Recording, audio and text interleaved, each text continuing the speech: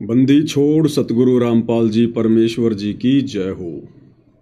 परम पिता परमात्मा सारी सृष्टि के रचनहार कुल मालिक असंख्य ब्रह्मांडों के स्वामी जगत गुरु तीनों लोकों में प्रवेश करके सबका धारण पोषण करने वाले राजाधिराज आत्माधार नाथों के नाथ देवों के देव महादेव सर्वेश्वर महेश्वर मृत्युंजय अजरो अमर आदि अनादि सनातनी प्रभु जगत पिता जगदीश्वर श्री श्री 1008 की उपाधि के वास्तविक अधिकारी अकाल मूर्त शब्द स्वरूपी राम वासुदेव सर्वगतम ब्रह्म परम पूज्य प्रथम पूज्य परम संत परम पुरुष परम धनी परम दयालु सत्य कबीर हक्का कबीर अल्लाहु कबीर अल्लाहु अकबर बाखबर अल्लाह ताला जगत के तारणहार जगत के मुक्तिदाता जगत के जगन्नाथ हारे के सहारे हिंदुओं के राम मुसलमानों के अल्लाह सिखों के वाहिगुरु ईसाइयों के मसीह दया के सागर दयानिधि करुणा के सागर करुणानिधि स्वयंभू परिभू संकट मोचन कष्ट हरण मंगल करण दुख भंजन अविगत कबीर निर्विकार निर्विषम परमात्मा अलय अलेख सतगुरु आदि अनादि सतगुरु असली मर्यादा पुरुषोत्तम असली राम असली कृष्ण असली घनश्याम असली मुरारी राजाओं के राजा महाराजाओं के महाराजा शहंशाहों के शहंशाह सम्राटों के सम्राट भगवानों के भगवान अल्लाहों के अल्लाह प्रभुओं के प्रभु मसीहाओं के मसीह सच्चे वाहिगुरु बाबाओं के बाबा पीरों के पीर सेठों के सेठ जगत सेठ सावड़सा सेठ सर्वगुण संपन्न अनंत कोटि कलाओं के स्वामी अनंत कोटि ब्रह्मांडों के नायक योगियों में महायोगी ध्यानियों में महाध्यानी सिद्धों में परम सिद्ध ज्ञानियों में तत्व ज्ञानी ब्रह्म ज्ञानी महाज्ञानी परम ज्ञानी सर्वश्रेष्ठ ज्ञानी विज्ञानी युवा कबीर समृद्ध कबीर असमवात अमित ओजा सच्चे रहनुमा करीम अल्लाह सुभान अल्लाह दुनिया के अंतिम पैगंबर 8 सितंबर 1951 से गांव धनाना जिला सोनीपत हरियाणा भारतवर्ष की पावन भूमि पे प्रकट रियल कल की भगवान श्री नारायण साकार हरि श्री बाबा साहेब नूर अनंत परमात्मा सच्चे दरवेश सच्चे बाखबर संत श्रोमणी सतगुरु रामपाल जी परमेश्वर जी के चरण कमल में साध संगति से जुड़े हुए देश विदेश से आप और हम सभी सत्सेवक भाई बहनों का अनंत कोटि दंडवत प्रणाम। सत्साई भाई और बहनों, बहुत बड़ी दया बहुत बड़ी मेहर पूज्य गुरुदेव भगवान की सतगुरु रामपाल जी परमेश्वर जी की, जिनके शुभ आशीर्वाद से विशेष आशीर्वाद से आप और हम सभी सत्सेवक भाई बहन साध संगति से जुड़कर हर प्रकार से संघर्ष करते हुए गुरुदेव भगवान की प्रत्येक मर्यादाओं का पालन करते हुए उनके प्रत्येक वचन को लक्ष्मण रेखा समझकर इस सतभक्ति मार्ग पर मोक्ष प्राप्ति के लिए निरंतर आगे की ओर बढ़ रहे हैं। भाई और बहनों, ये सुअवसर आत्माओं को उसी समय प्राप्त होता है जब आत्मा अपने गुरु को परमात्मा के रूप में स्वीकार कर लेती है। जब तक ये आत्मा गुरु को परमात्मा नहीं मानती है, केवल अपने जैसा मानुष मानती है, माँ के गर्भ से जन्म लेकर आया हुआ एक व्यक्ति मानती है, तब तक भाई और बहनों परमेश्वर जी के द्वारा उन भगत आत्माओं का ज्ञान योग नहीं खोला जाता है, क्योंकि वो अयोग्य आत्मा होती है। इसलिए भाई और बहनों परमात्मा कहते हैं कि पिछले तब से होत हैं पूर्ण हंस मुराद, बाजी से राजी नहीं संतों नाल खुशाल, मल अखाड़ा जीतेंगे युगन युगन के माल। और ये सभी आत्माओं के वश की बात नहीं होती है, ये युगों युगों के संस्कार होते हैं आत्माओं के। तब कहीं जाकर परमात्मा ये दया करते हैं, ये रजा करते हैं, आत्मा का ज्ञान योग खोलते हैं, उसके हृदय में ये बात बैठाते हैं कि तेरे जैसा दिखाई देने वाला तेरा गुरु, तेरे जैसा 5 तत्व के हाड़ मांस के चोले वाला एक इंसान नहीं, एक व्यक्ति नहीं है। ये परमेश्वर है, परमात्मा है, सारी सृष्टि का मालिक है। तो भाई और बहनों, ये परम सौभाग्य वर्तमान में इस पूरी पृथ्वी पर परमेश्वर रामपाल जी के केवल चंद भक्तों को ही नसीब है, उन्हीं को प्राप्त है। यानी साध संगति से जुड़ी हुई जो आत्माएं हैं, जिन्हें सत्सेवक भाई बहन कहते हैं, केवल वही आत्माएं वर्तमान में ज्ञान को आधार बनाकर अपने गुरु को परमात्मा के रूप में देखकर इस भक्ति मार्ग पर आगे की ओर बढ़ रही हैं। और जब तक ऐसा नहीं होगा तब तक भाई और बहनों, हम सतलोक के सपने भी नहीं ले सकते, सपने भी। वो देश बहुत दुर्लभ बताया गुरुदेव भगवान ने। वहाँ जाने के लिए हमारे को असंख्य युग हो गए, तरह तरह के हथकंडे अपनाते हुए, लेकिन बगैर उस कबीर परमेश्वर की रजा के हम वहाँ के सौपन भी नहीं ले सकते, सौपन भी। और वर्तमान में कितना बड़ा सौभाग्य है भाई और बहनों कि वो परमेश्वर साक्षात हमारे पूज्य गुरुदेव भगवान के स्वरूप में धरती पर प्रकट है, और आप और हम आत्माओं को उन्होंने अपनी पहचान करवाई है, जो पहचान 21 ब्रह्मांड का स्वामी ज्योति निरंजन भी नहीं कर पा रहा। तो ये सामान्य बात नहीं है, छोटी बात नहीं है। ये कबीर परमेश्वर जी की आप और हम सभी आत्माओं पर एक विशेष रजा है, एक मेहर है। और इस मेहर को भाई और बहनों, हमने इसी प्रकार से सतभक्ति करते हुए गुरुदेव भगवान के प्रत्येक वचन को, प्रत्येक नियम को लक्ष्मण रेखा मानकर और इस भय के साथ में हमने अपनी भक्ति को सफल करना है।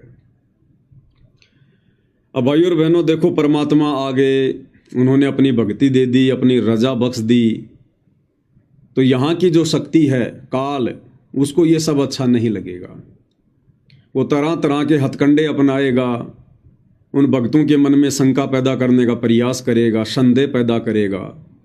और ये काम वो किसी पहाड़ पर बैठकर नहीं करेगा, दूर बैठकर नहीं करेगा, क्योंकि परमेश्वर ने हमें हर प्रकार से पहले से ही समझा दिया है कि संगत माही कुसंगत उपजे जैसे बन में बांस, और आप पे घिस घिस आग लगा लेकर बनखंड का विनाश।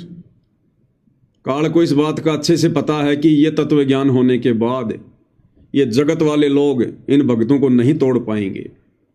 बड़ा मुश्किल है, कोई एक आध मूर्ख की तो कह नहीं सकते, बाकी ज़्यादातर को ये काल सांसारिक लोगों के माध्यम से, तत्व ज्ञान से अपरिचित उस भगत के रिश्तेदारों के माध्यम से, यार दोस्तों के माध्यम से नहीं तोड़ पाएगा, मन में शंका पैदा नहीं कर पाएगा। कैसे शंका पैदा करेगा? संगत माही कुसंगत उपजे। ये काल संगत में ही कुसंगत पैदा करेगा। यानी संगत विश्वास किस पे करेगी? संगत वालों पे करेगी, अपने गुरु भाई बहनों पर करेगी, या जो लोग गुरुदेव के इर्द गिर्द जाता रहते हैं, उनके आसपास ज़्यादा रहते हैं, या सांसारिक रिश्ते में कोई उनका बेटा है, बेटी है, भाई बंधु रिश्तेदार हैं, उन पर विश्वास करेगी। तो काल ने भाई और बहनों इस कलयुग की बिचली पीढ़ी में अपनी सूक्ष्म चाल चलते हुए यही तरीका अपनाया है कि संगत माही कुसंगत उपजे जैसे बन में बांस, आप घिस घिस आग लगा दे कर बनखंड का विनाश। तो परमेश्वर जी ने जो बगीचा तैयार किया था सन 1994 से 2014 तक, उस बगीचे में तो इस काल बली ने सतगुरुदेव भगवान के कलयुगी परिवार को निमित्त बनाकर, इन कोऑर्डिनेटरों को निमित्त बनाकर पूरी तरह से आग लगा दी है। और इस लगी हुई आग में केवल चंद आत्माएं बची हैं, परमेश्वर के चंद पौधे बचे हैं, जिनको परमेश्वर ने एक अलग से बगीची बनाकर उसमें रख दिया है। और उस बगीची का नाम है साध संगति, और उन पौधों का नाम है सतसेवक। लेकिन काल को यहां भी संतोष नहीं है, वो छोटी बगीची को भी बदनाम करना चाहता है, बर्बाद करना चाहता है, उन पौधों को भी उखाड़ना चाहता है। लेकिन ये संभव नहीं है, क्योंकि अब की बार जो बगीची लगाई है वो बगीची स्वयं कबीर भगवान ने, सारी सृष्टि के मालिक ने, सतगुरु रामपाल जी परमेश्वर जी ने बहुत ही सोच समझ कर लगाई है। और उस बगीची को अपना स्पेशल उन्होंने प्रोटेक्शन दिया है, एक सिक्योरिटी दे रखी है। तो यहाँ पर काल की दाल अब नहीं गलेगी। हाँ, कोशिश तो करेगा, कोशिश तो करेगा और संगत वालों के माध्यम से ही करेगा और कर भी रहा है। वैसे तो 90% भगत भाई जो साध संगति से जुड़े हुए हैं वो समझ चुके हैं, पहचान चुके हैं कि अगर अपनी आत्मा का कल्याण करवाना है तो चुपचाप मर्यादा में रहकर गुरुदेव के चरणों में पड़े रहकर अपनी भक्ति सफल करो। ये बकवाद करते हुए, निंदा चुगली करते हुए, मनमुटाव करते हुए, राग द्वेष ईर्ष्या मन में पालते हुए हमें असंख्य युग हो गए हैं, कुछ भी हाथ नहीं लगा। और अब हमने इन सभी चीज़ों को समाप्त करना पड़ेगा, अन्यथा परमेश्वर की वाणी है कि राग द्वेष नहीं करना रे, उस दरगाह बीच लेखा भरना रे। तो ज़्यादातर भाई बहनों के तो समझ में आ चुकी है, वो तो बिल्कुल मृत प्राय जैसी स्थिति में आ चुके हैं। जैसे जैसे भक्ति बढ़ती चली जाती है वैसे वैसे फलदार पौधा नीचे की ओर झुकना शुरू हो जाता है। लेकिन कुछ एक बंबू हैं, कुछ एक बांस है भाई और बहनों, और बांस की आदत होती है सीधा खड़ा होना। तो ऐसे ही हमारे एक साध संगति से बाहर निकले हुए एक हमारे भगत हैं दर्शन दास जी। कुछ दिन पहले दास ने उनका एक लाइव वीडियो देखा, वैसे ही चल रहा था, दास अपनी तारीख पर गया हुआ था। तो दोपहर के समय उनका एक लाइव आया हुआ था 26 तारीख को, 26 अगस्त को। तो दास ने वो थोड़ा सा देखा। मेरे साथ में जो भगत जी थे उन्होंने कहा कि भगत जी देखो क्या बकवाद कर रहा है, बिल्कुल ही बुद्धि भ्रष्ट हो चुकी है, इनकी काल बैठा है। तो दास ने कहा कि भाई क्या कह रहा है, क्या समाचार दे रहा है, थोड़े से हमें भी सुना दो। तो उन्होंने कुछ एक बातें बताई। तो एक बात को लेकर वो भाई संगत को भ्रमित कर रहा था, अपना मनमाना आचरण संगत पे थोप रहा था और हवाला दे रहा है गुरुदेव भगवान का, गुरुदेव के सत्संगों का। ये देखो इनका एक और मनमाना आचरण। और क्या मनमाना आचरण? इस पवन दास ने सत्सेवकों के घरों में आदरणीय गरीबदास जी की 50 घंटे की वाणियां जो सतगुरु रामपाल जी ने अपने मुखार विंद से बोलकर भेज रखी हैं, उन वाणियों को एक मेमोरी कार्ड में डालकर और हजारों सत्सेवक भाई बहनों के घरों में पहुंचा दिया है। और सभी सत्सेवकों के घरों में वो वाणियां 24 घंटे चलती है। और फिर कह रहा कि ये वाणियां 24 घंटे नहीं चलानी चाहिए, ये वाणियां ऐसे नहीं चलनी चाहिए घरों में। तो क्या जंगल में चलनी चाहिए? तो क्या शमशान घाट पे स्पीकर लगा के रख दो? कह रहा कि कौन सुनता है 24 घंटे वाणियां? तुम वाणियों को लगा के दरबार में रख देते हो, कहीं भी रख देते हो। ये वाणियों का अपमान हो रहा है, परमात्मा की बेइज्जती हो रही है, परमात्मा का अपमान हो रहा है। अगर आप नहीं सुन रहे हो तो आपने वाणियां चला के नहीं छोड़नी चाहिए। पहले आपको छोटा सा उनका प्रवचन सुना देते हैं भाई और बहनों, जो कि रेफरेंस दे रहे हैं सतगुरुदेव जी के सत्संगों का, और अपना खुद का मनमाना आचरण संगत के ऊपर थोप रहे हैं। क्योंकि बीच बीच में आप भाई बहनों को सचेत करना बहुत ज़रूरी होता है। और कुछ एक मूर्ख श्रेणी के, ज़्यादा नहीं, 2-4, मुश्किल से 2-4 लोग जो इनका सपोर्ट करते हैं। क्योंकि भाई और बहनों, जब काल किसी की बुद्धि पर बैठता है तो वो अपने जैसे ही विचारों वाले व्यक्तियों को ढूंढता है और ऑटोमेटिक उसके साथ में वैसे लोग जुड़ते चले जाते हैं। फिर उन्हें कितना ही समझा लो, कुछ भी प्रमाण दे दो, उनकी बुद्धि में फिर ये बात नहीं आती है कि हम क्या कर रहे हैं।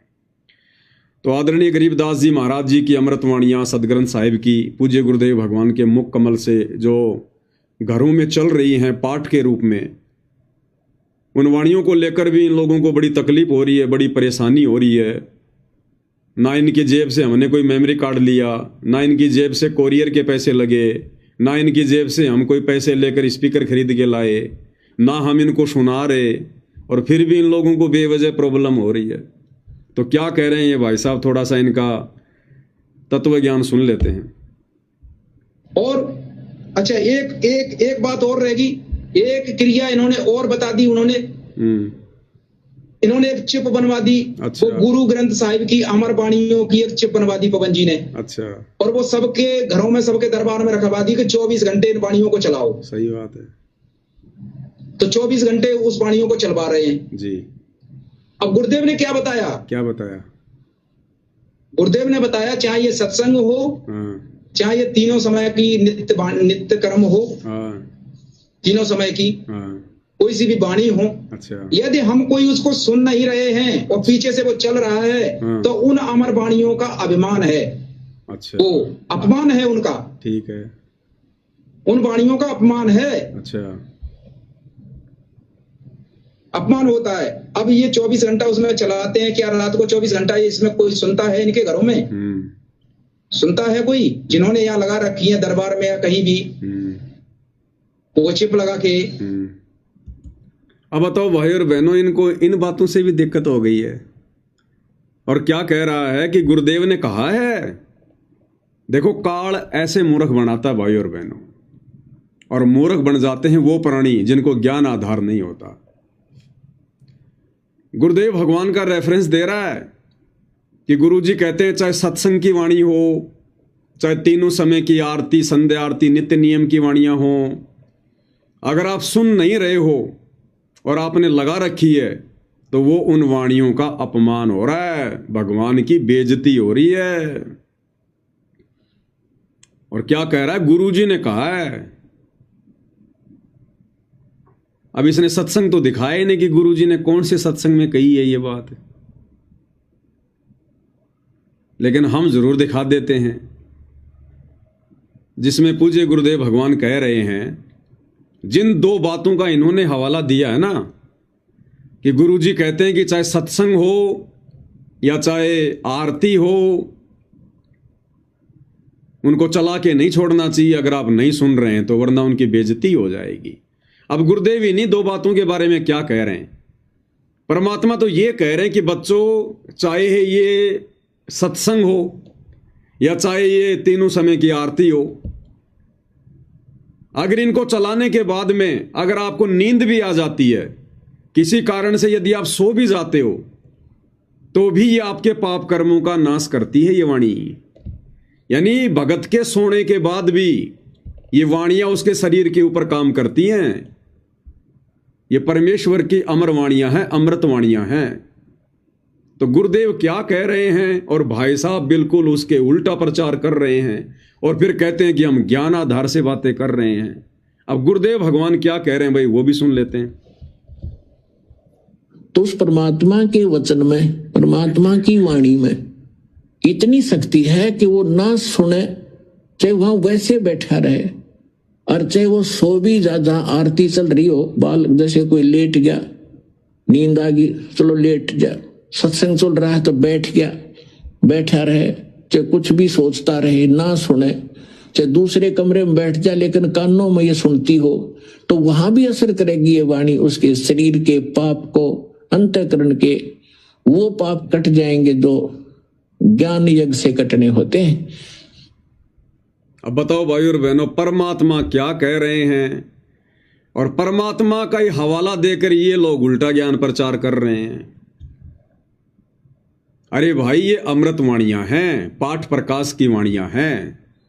सत्संग अलग चीज है, तीनों समय की आरती अलग चीज है, और जो ये सदग्रंथ साहिब की वाणियां है ना, ये अलग चीज हैं। ये वाणियां हमारी आत्मा के पाप कर्मों के मैल को साफ करती हैं, काटती हैं ये। अच्छा, वाणियों को हम क्या सुनेंगे भाई ध्यान से बैठकर, जब हमें वाणियों के खुलासे का ही नहीं पता, ना परमात्मा ने सदग्रंथ साहिब का खुलासा कर रखा। अगर आप बैठ कर भी अगर आप सुनने लग गए, आप क्या समझोगे इन वाणियों को? ये तो गूढ़ रहस्य हैं, इनके अर्थ को हम समझ पाएंगे क्या, खोल पाएंगे क्या? तो ये वाणियां तो सुनने के लिए ही हैं, ये वाणियां तो इसी प्रकार से अपना कार्य करेंगी।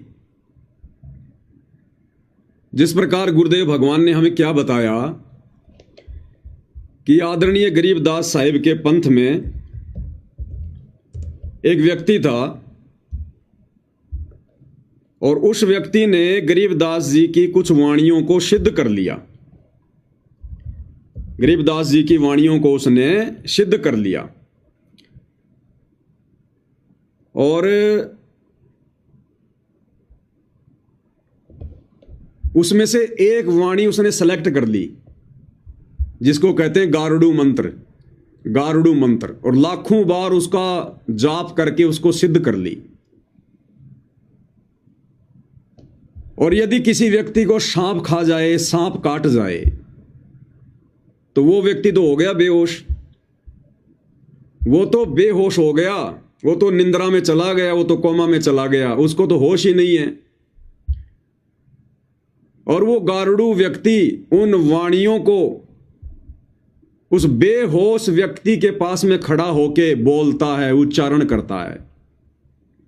वो व्यक्ति बेहोश है, उसको नहीं पता है, वो नहीं सुन पा रहा, लेकिन फिर भी उन वाणियों में, जो वाणियां सिद्ध की हुई हैं, उन वाणियों में इतनी पावर है, इतनी क्षमता है कि वो बेहोश व्यक्ति भी होश में आ जाता है। और परमात्मा ने बताया कि आदरणीय गरीबदास जी महाराज जी की वाणियां तो स्वयं सिद्ध हैं, स्वयं सिद्ध। तो ये वाणियां अगर हमारे घरों में 24 घंटे चल रही हैं तो इससे अच्छी बात और क्या होगी। ये तो सबके घरों में चलनी चाहिए। अभी तो केवल सत्सेवक भाई बहनों के घरों में वाणियों की शुरुआत हुई है। अरे ये वाणियां तो सबके घरों में चलनी चाहिए, सबके घरों में, सबके घरों में। परमात्मा धरती का माहौल ही चेंज कर दे, लेकिन सब लोगों का ऐसा भाग्य कहां, सब लोगों की ऐसी किस्मत कहां जो आदरणीय गरीबदास जी की वाणियों को समझ सके, इन वाणियों को चला सके। क्योंकि ये वाणियां भाई और बहनों स्वयं सिद्ध हैं।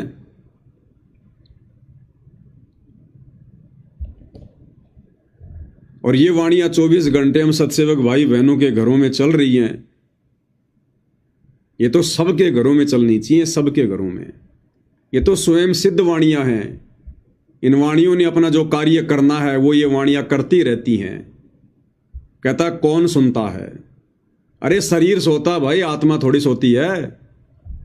और ये आत्मा की खुराक है। ये वाणियां कोई शरीर की खुराक थोड़ी है। ये वाणियां तो आत्मा की खुराक हैं। और आत्मा कभी सोती नहीं है। हम सो जाते हैं, ये शरीर निढाल हो जाता है, तो भी आत्मा अपना कार्य करती है। और मान लो अगर हम भी नहीं सुन रहे तो 84 लाख प्रकार की जीव योनियां भाई। उस घर में मक्खी भी है, मच्छर भी है, सूक्ष्म जीव भी है, छिपकली भी है। घर के आंगन में कोई गाय भैंस भी है, कोई ऊंट भी है, कोई बैल भी है। सब सुनते हैं इन वाणियों को। पेड़ पौधों पे भी इन वाणियों का असर होता है जो नहीं सुन रहे। अब बताओ पेड़ के कौन से जो है कान होते हैं? पेड़ के तो कान नहीं होते ना। लेकिन गुरुदेव ने क्या बताया? पेड़ पौधों पर भी ये वाणियां अपना असर करेगी। अब बताओ भाई और बहनों, अब इन भाइयों को कौन समझाए? बस इन्होंने तो अपनी वो राग द्वेष ईर्ष्या वाली जो इच्छा है वो पूरी करनी है। कुछ भी बोलना है, ऊट पटांग कुछ भी बोल देना है।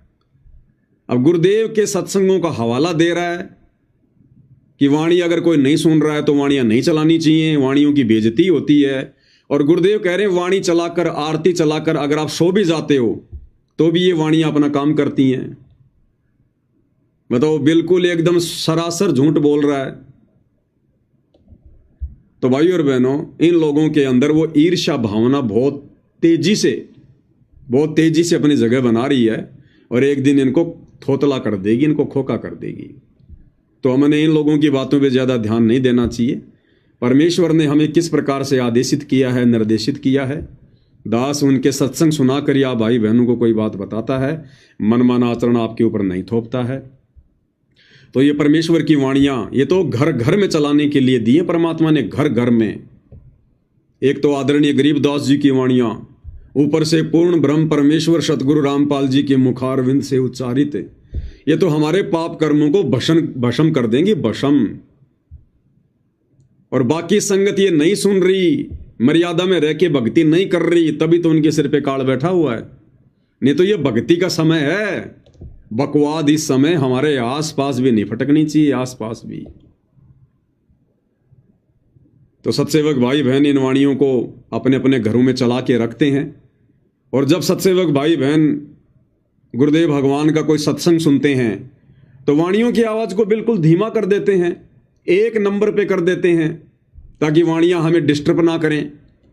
या वाणी वाले स्पीकर को सत्संग सुनने वाली जगह से हटाकर कोई दूसरे रूम में रख देते हैं, या फिर हम उनको बंद कर देते हैं। कोई जरूरी थोड़ी है कि हम अगर एक बार हमने वाणी चला दी तो 50 घंटे तक नॉन स्टॉप चलेंगी। नहीं, हम कोई पाठ प्रकाश थोड़े कर रहे हैं जो वाणियां बीच में नहीं टूटनी चाहिए।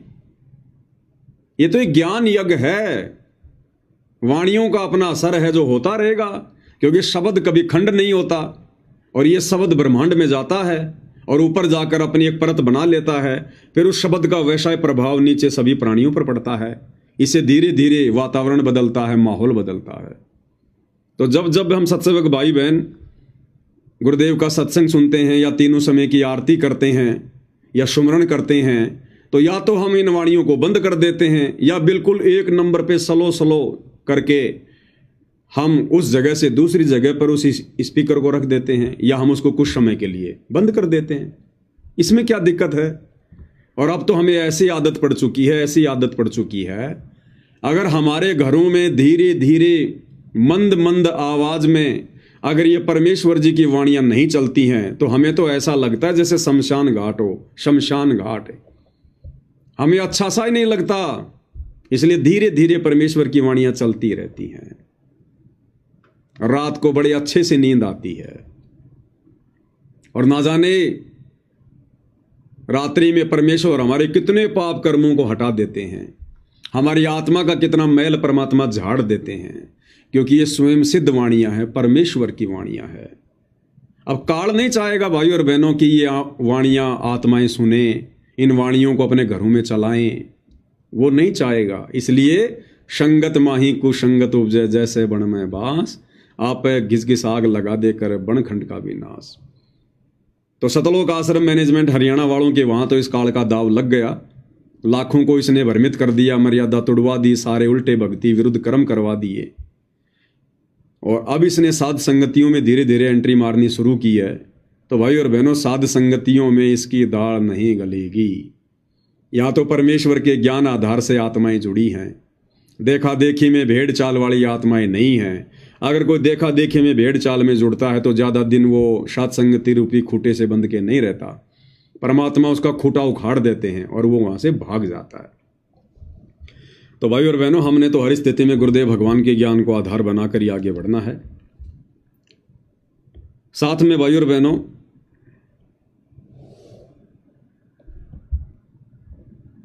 8 सितंबर 2025 के दिन परमपिता परमेश्वर सतगुरु रामपाल जी भगवान जिस दिन इस कलयुग की बिचली पीढ़ी में भारतवर्ष की पावन भूमि पर प्रकट हुए, उस दिन को हम सभी सत्सेवक भाई बहन, जब से हमें ज्ञान हुआ तब से सतगुरु प्रकट दिवस के रूप में मनाते आ रहे हैं। तो अब आने वाले 3 दिन के बाद में या 4 दिन के बाद में गुरुदेव भगवान का प्रकट दिवस आ रहा है और सभी सत्सेवक भाई बहन इस प्रकट दिवस को अपने अपने घरों पर ही मनाएंगे, अपने गुरुदेव भगवान को प्रसन्न करेंगे, उनको ये विश्वास दिलाएंगे कि हे गुरुदेव भगवान, अब आपके अलावा हमारा संसार में और कोई नहीं है। तमेव माता च पिता तमेव, तमेव बंधु च सखा तमेव, तमेव विद्या च द्रविणम तमेव, तमेव सर्व मम देव देव। साधु माई बाप है, साधु भाई बंद, साधु मिलावे राम से, काटे यम के फंद। तो हम भगत भाई बहनों ने हर स्थिति में ज्ञान को आधार बनाकर, गुरु को परमेश्वर मानकर और अपने घर को ही आश्रम बनाकर इस परीक्षा के समय में हमने पूज्य गुरुदेव भगवान का प्रकट दिवस मनाना है। किसी भी प्रकार के मनमाने आचरण से, आडंबर से, पाखंड से, दिखावे से हमने बिल्कुल दूर रहना है। सिंपल तरीके से हमने अपने घर पर परमेश्वर जी को भोग लगाना है, जैसे हम प्रतिदिन लगाते हैं। 8 सितंबर के दिन आप चाहें जितने व्यंजन बना सकते हैं, जितने आप बनाना जानते हैं। हमने बाजार की किसी भी दुकान से मिठाई लेकर नहीं आनी है, ध्यान रखना इस बात का। बाजार का हमने कुछ भी बना बनाया नहीं लाना है। कच्चा सामान ला सकते हैं, उसको साफ करके और फिर अपने हाथों से घर पर बनाकर, चाहे आप 36 प्रकार के व्यंजन बनाओ, चाहे 56 प्रकार के बनाओ, चाहे 1000 प्रकार के बनाओ, ये आपकी अपनी मौज है, आपकी अपनी मर्जी है, आपकी अपनी आर्थिक स्थिति के ऊपर निर्भर करता है। लेकिन जबरदस्ती नहीं, बिल्कुल सहज तरीके से, खसना नहीं, जबरदस्ती। और 8 सितंबर को हमने परमेश्वर को प्रसन्न करना है और इस प्रकार से हमने भक्ति मार्ग पर धीरे धीरे आगे की ओर बढ़ना है। और ये क्यों संभव हो रहा है भाइयों और बहनों? क्योंकि हमने दिल की गहराइयों से ज्ञान को आधार बनाकर गुरु को परमात्मा के रूप में स्वीकार कर लिया है। असल में गुरुदेव भगवान जो अपने सत्संगों में कहा करते थे कि बच्चों सत्संगों को ध्यान से सुना करो, एक एक शब्द पे विचार किया करो कि सत्संग में क्या बोला जा रहा है, क्या कहा जा रहा है।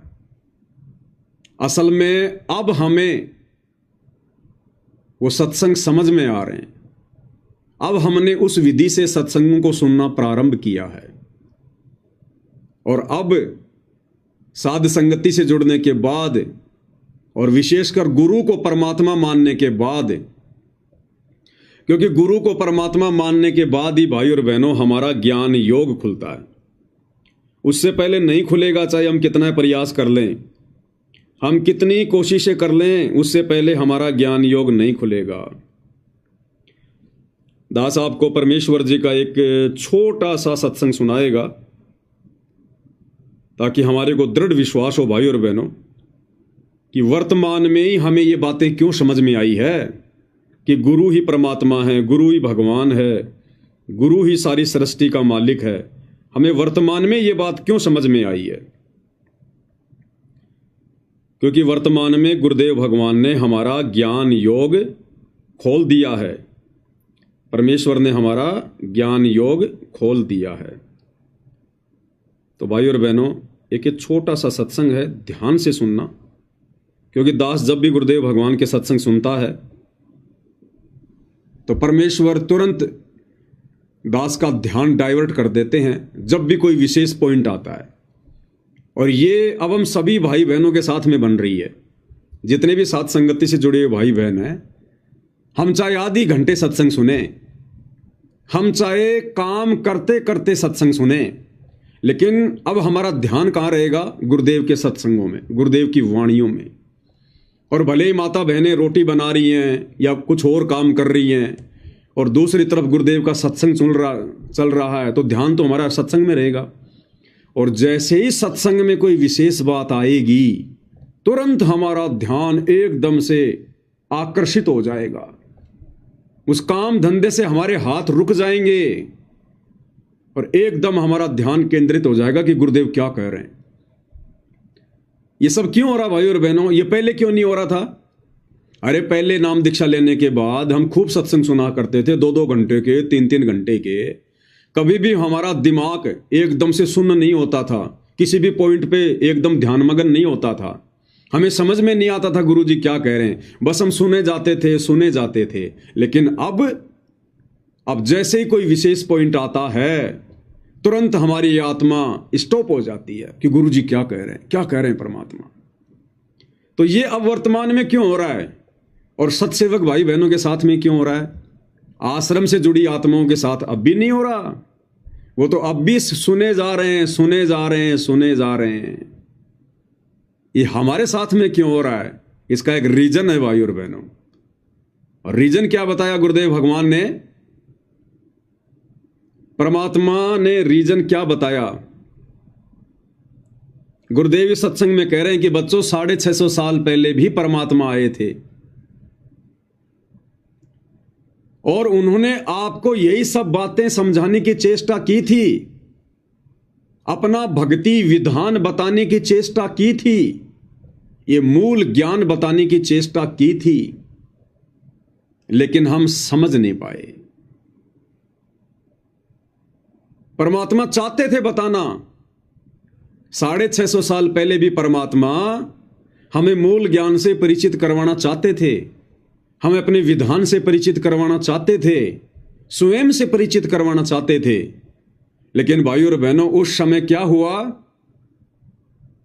उस समय हमारी सबसे बड़ी कमजोरी रही कि हमने गुरु को परमात्मा के रूप में स्वीकार नहीं किया, जिस कारण से परमेश्वर ने फिर अपना वो वास्तविक भक्ति विधान, वो मूल ज्ञान समझाना उचित नहीं समझा, क्योंकि उस समय हम पात्र नहीं थे, योग्य नहीं थे। ध्यान से सुनिए पूज्य गुरुदेव भगवान क्या कह रहे हैं। अब तो नहीं हुआ था। परमात्मा ने 600 वर्ष पहले बताने की चेष्टा की, लेकिन हम अशिक्षित होने के कारण हम वंचित रह गए। उसकी पूर्ति करने के लिए परमात्मा ने अब समय दिया है, निर्धारित किया था। क्या कह रहे हैं गुरुदेव कि परमात्मा ने 650 साल पहले चेष्टा की थी, यानी कोशिश की थी अपना विधान बताने की, लेकिन हम अशिक्षित थे और अशिक्षित होने के कारण उन पंडितों का, उन विद्वानों का जो संस्कार जानते थे, उनका दाव लग गया और उन्होंने हमारे को यह कहकर भ्रमित किया कि कबीर परमात्मा नहीं हो सकता, कबीर भगवान नहीं है, ये तो एक जुलाहा है, ये तो एक कवि है और ये अशिक्षित है, ये क्या जाने वेदों को, ग्रंथों को, ये क्या जाने सृष्टि रचना को, ये क्या जाने भक्ति की बातें। तो उन पंडितों के इस प्रकार बहकाने से भाई और बहनों, हम लोगों ने यही मान लिया कि भाई बात बिल्कुल सही है, कबीर जी तो अनपढ़ हैं, अशिक्षित हैं और कबीर जी तो केवल हमारे गुरु जी हैं। हमने उनको परमात्मा नहीं माना, भगवान नहीं माना, जिस कारण से परमेश्वर ने हमें वो भेद नहीं दिया, वो वास्तविक शास्त्र अनुकूल भक्ति विधान नहीं बताया। अभी आपने सुना ना क्या कह रहे हैं गुरुदेव कि 650 साल पहले भी परमात्मा ने बताने की चेष्टा की थी, चेष्टा की थी। ध्यान से सुनो, हमें प्राप्त नहीं हुआ था। परमात्मा ने 600 वर्ष पहले बताने की चेष्टा की, लेकिन हम अशिक्षित होने के कारण हम वंचित रह गए। उसकी पूर्ति करने के लिए परमात्मा ने अब समय दिया है। 650 साल पहले भगवान ने चेष्टा की थी अपनी पहचान करवाने की, हमें कंप्लीट भक्ति विधि बताने की, जिस भक्ति विधि को अपनाकर हम शतलोक जा सकते हैं, हमारा मोक्ष हो सकता है। लेकिन परमात्मा फिर बीच में रुक गए, स्टॉप कर दिया परमात्मा ने, क्योंकि ये शास्त्र अनुकूल वास्तविक शत भक्ति और ये विधि सतलोक जाने की परमेश्वर केवल उन्हीं आत्माओं को बताते हैं जो आत्माएं गुरु को परमात्मा के रूप में स्वीकार कर लेती हैं। और गुरु के रूप में, गुरु को परमेश्वर के रूप में भाई और बहनों आत्माओं ने वर्तमान में स्वीकार किया है, केवल सत्सेवक भाई बहनों ने स्वीकार किया है और हमने स्वीकार किया।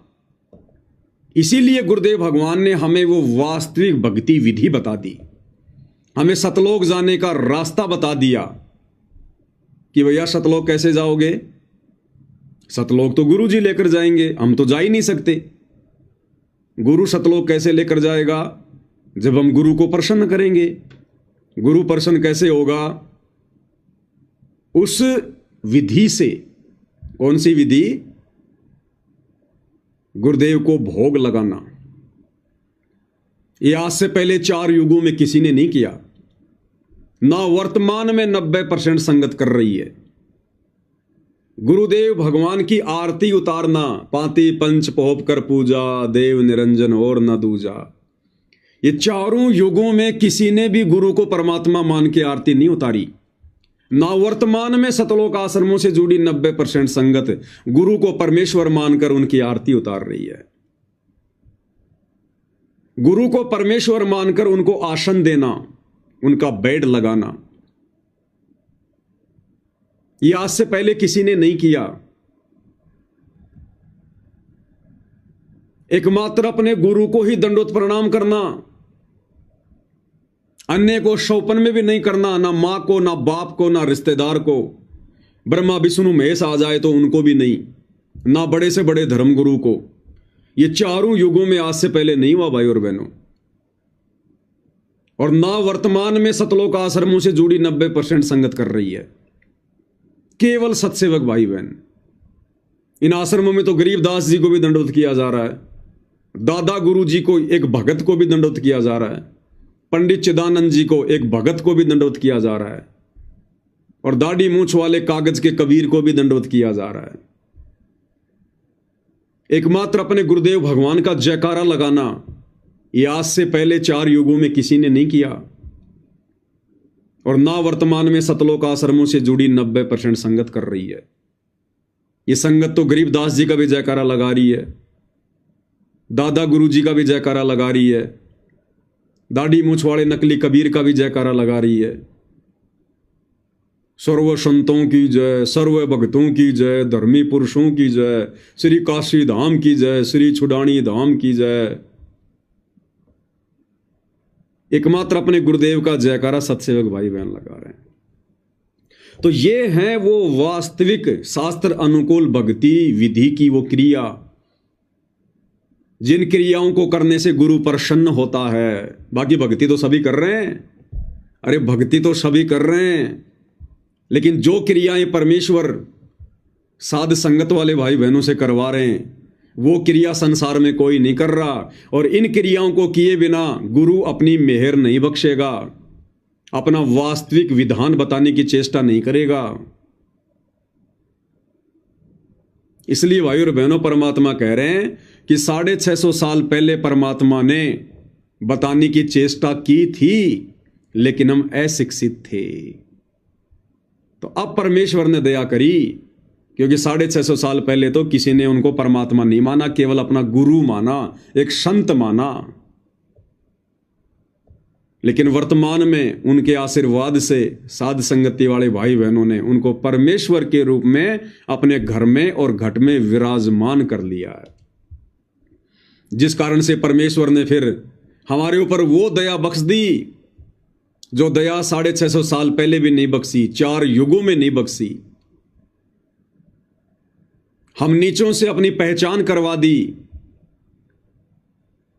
हमें उनकी आरती उतारने का मौका दिया, उनको भोग लगाने का मौका दिया, उनकी चरण सेवा का मौका दिया, घर घर में आसन लगाने का मौका दिया। तो यह है भाई और बहनों वो विशेष शास्त्र अनुकूल सत भक्ति क्रियाएं, जिनको किए बिना ये गुरु प्रसन्न नहीं हो सकता। और गुरु प्रसन्न नहीं हुआ तो लाख जन्म भक्ति कर लो, सतलोक का मुंह भी नहीं देख सकते, दरवाजा भी नहीं देख सकते हम। तो ये दया गुरुदेव भगवान ने आप और हम आत्माओं के ऊपर बख्शी है। और फिर अपने सत्संगों में परमेश्वर ने अपने विधान में सब कुछ खोल के बता दिया। गुरुदेव भगवान ने सब कुछ भी कमी नहीं छोड़ी। गुरुदेव भगवान ने बिल्कुल क्लियर कर दिया। और बची खुची जो कसर है वो गुरुदेव ने इन सत्संगों के माध्यम से, क्योंकि अपना सारा का सारा भक्ति विधान परमेश्वर ने सत्संगों में डाल रखा है। सबद सैन सतगुरु की पिछाणे पावे अटल सुहाग रे, सत्संगों में सब कुछ डाल रखा गुरुदेव भगवान ने। लेकिन गुरु को परमात्मा माने बिना आत्मा इन पॉइंटों को पकड़ नहीं पाएगी, इन सत्संगों को समझ नहीं पाएगी। तो अब गुरुदेव के उन सत्संगों में जो अनमोल खजाना छुपा हुआ है, सन 1994 से गुरुदेव ने जो सत्संग किए हैं और जो भंडार उनमें भरा हुआ है, जो आत्मा की खुराक है, जो संकेत हैं, जो हमें हिम्मत देते हैं, शक्ति देते हैं, हमारे मनोबल को बढ़ाते हैं, हमें दृढ़ता देते हैं, अब वो चीजें गुरुदेव भगवान की विशेष आशीर्वाद से निकल के हमारे सामने आती हैं। हमारी आत्मा ठहर सी जाती है और हमारा विश्वास ऊंचाइयों पे जाता है कि हां, यदि इस पृथ्वी पर वर्तमान में किस ब्रह्मांड में कोई परमेश्वर है, कोई परमात्मा है जिसने सबको उत्पन्न किया है, तो केवल सतगुरु रामपाल जी हैं। और इसीलिए हम दृढ़ हो गए। हम केवल 8 सितंबर को अपने गुरुदेव भगवान का प्रकट दिवस ही मनाते हैं। हम अवतरण दिवस के बहाने उनका जन्मदिन नहीं मनाते जैसा कि आश्रम वाले मनाते हैं। हम गरीबदास जी का बोध दिवस नहीं मनाते। हम नकली कबीर दाढ़ी मूछ वाले का जून में कबीर प्रकट दिवस नहीं मनाते। हम कोई दिव्य धर्म यज्ञ दिवस नहीं मनाते। हम कोई आडंबर, कोई पाखंड नहीं करते। हम केवल एक ही त्योहार मनाते हैं, आत्मा का त्योहार, 8 सितंबर सतगुरु प्रकट दिवस। और ये आने वाले समय में पूरे विश्व ने मनाना पड़ेगा। 8 सितंबर को सतगुरु प्रकट दिवस के नाम से मनाना पड़ेगा, अवतरण दिवस के नाम से नहीं, सतगुरु प्रकट दिवस के नाम से। क्योंकि भाई और बहनों, शुरुआत परमात्मा साथ संगत से ही करवाते हैं। बाकी लोग नकल करते हैं, लेकिन अकल से काम नहीं लेते। अब सत्सेवकों की देखा देखी इन आश्रमों में भी जयकारे लगने लग गए, सतगुरु रामपाल जी भगवान की जय। पहले महाराज बोला करते थे, अब ये लोग भगवान बोलने लग गए, लेकिन भगवान मानते नहीं है। तो नकल में भी अकल की जरूरत चाहिए, अन्यथा वो नकल भी काम नहीं करेगी। तो ये कहने तो लग गए सतगुरु रामपाल जी भगवान की जय, सतगुरु रामपाल जी भगवान की जय, लेकिन ये मानते नहीं है भगवान है। ये भगवान उसी दाढ़ी मूंछ वाले नकली निर्जीव कागज के टुकड़े, दाढ़ी मूंछ वाली कबीर की नकली फोटो को मानते हैं। अगर गुरु को भगवान कह रहे हो तो भगवान तो एक ही भैया। गुरुदेव ने साबित कर दिया गीता अध्याय 15 श्लोक नंबर 16 और 17 में, उत्तम पुरुष तू अन्य परमात्मा इति उधारते, ये लोग तरम अवश्य विवर्ती अवय ईश्वर है। उत्तम पुरुष तो एक ही है, पुरुषोत्तम कबीर देव परम अक्षर ब्रह्म, जो वर्तमान में सतगुरु रामपाल जी के रूप में धरती पर प्रकट है। तो ये लोग भाई और बहनों केवल जुबान से कहते हैं कि सतगुरु रामपाल जी भगवान, लेकिन हृदय से और आत्मा से ये लोग मानते नहीं हैं कि सतगुरु रामपाल जी वास्तव में परमात्मा हैं, परमेश्वर हैं। जबकि अपने एक सत्संग में पूज्य गुरुदेव भगवान ने बिल्कुल क्लियर कर रखा है भाई और बहनों, आत्माओं को तो संकेत ही काफी होते हैं। इस सत्संग में क्या कहा गुरुदेव भगवान ने? परमात्मा कहते हैं वो स्वयं ही यहाँ पर तत्वदर्शी संत बनकर आते हैं और अनजान संतों और ऋषि महर्षियों के द्वारा जो भक्ति का स्वरूप बिगाड़ दिया जाता है उसको स्वस्थ करने के लिए आते हैं। क्या 2 पॉइंट बताए भगवान ने कि परमात्मा कबीर जी स्वयं ही आते हैं और एक तत्वदर्शी संत की भूमिका करते हैं। तो वर्तमान में तत्वदर्शी संत की भूमिका कौन कर रहे हैं और कौन कर सकता है? केवल कबीर परमात्मा, दूसरा कोई नहीं कर सकता। तो इस आधार से भी इन आश्रम वालों की आंखें नहीं खुल रही हैं कि जब गुरुजी ने स्पष्ट कर दिया, बार बार सत्संगों में कह दिया कि तत्वदर्शी संत की भूमिका कबीर परमात्मा स्वयं ही करते हैं, तो इन लोगों की बुद्धि क्यों नहीं खुल रही कि वर्तमान में फिर तत्वदर्शी संत कौन है, ये भूमिका कौन कर रहे हैं? हमारे पूज्य गुरुदेव भगवान कर रहे हैं। तो फिर पूज्य गुरुदेव भगवान कौन हुए? जब कबीर जी के अलावा कोई तत्वदर्शी संत की भूमिका ही नहीं कर सकता, तो फिर हमारे पूज्य गुरुदेव भगवान कौन हैं? लेकिन इन लोगों की आंखें नहीं खुल रही हैं फिर भी। क्यों? क्योंकि अभी तक इन्होंने गुरु को भगवान नहीं माना, और जब तक नहीं मानेंगे तब तक भाई और बहनों बुद्धि ऑफ, बुद्धि पर काल का पैरा। चाहे आप कितने सत्संग अटेंड कर लो, कितने ज्योति पाठ करवा दो, कितना ही गुरुजी से वीडियो में बात कर लो, चाहे गुरुदेव भगवान की गोद में जाके बैठ जाओ, जब तक गुरु को परमात्मा नहीं मानेंगे ये बुद्धि ऑन नहीं होगी। अरे 650 साल पहले तो 120 साल तक परमात्मा हमारे बीच में रहे थे। खूब उनके दर्शन किया करते थे, खूब उनके चरणों की सेवा करते थे, खूब उनसे जी भर के बातें किया करते थे। क्यों बुद्धि ऑन नहीं हुई? क्योंकि हमने गुरु को परमात्मा नहीं माना। और जब तक वर्तमान में भी नहीं मानेंगे, क्योंकि तरीका यही है, दूसरा तरीका नहीं है, तब तक ये बुद्धि ऑन नहीं होगी। और गुरु को परमात्मा मानोगे साध संगति की वीडियो देखकर, साध संगति से जुड़कर। दूसरा गुरु को परमात्मा मानने का कोई तरीका भी नहीं छोड़ा भगवान ने। लेकिन इन लोगों की आंखें नहीं खुल रही कि तत्वदर्शी संत की भूमिका वर्तमान में कौन कर रहे हैं, और कर रहे हैं तो तत्वदर्शी संत स्वयं ही कबीर भगवान होगा। दूसरा गुरुदेव ने क्या बताया कि परमात्मा के यहां आने का दूसरा कारण क्या होता है कि ये नकली संत, ये पंडित, ये विद्वान, ये भक्ति के मूल स्वरूप को बिगाड़ देते हैं, अपना मनमाना आचरण लोगों पर थोप देते हैं, कर्म कांड करवाने लग जाते हैं, शास्त्र अनुकूल भक्ति इन लोगों से दूर हो जाती है। तो परमेश्वर फिर से उस भक्ति के मूल स्वरूप को बताने के लिए, समझाने के लिए यहां स्वयं आते हैं तत्वदर्शी संत के रूप में। तो बताओ भाई, परमेश्वर रामपाल जी ने सन 1994 से अपने यथार्थ 13वें कबीर पंथ की शुरुआत की है। क्या उससे पहले कोई ऐसा साधु संत महात्मा जिसने भक्ति के मूल स्वरूप को सुधारने का प्रयास किया हो?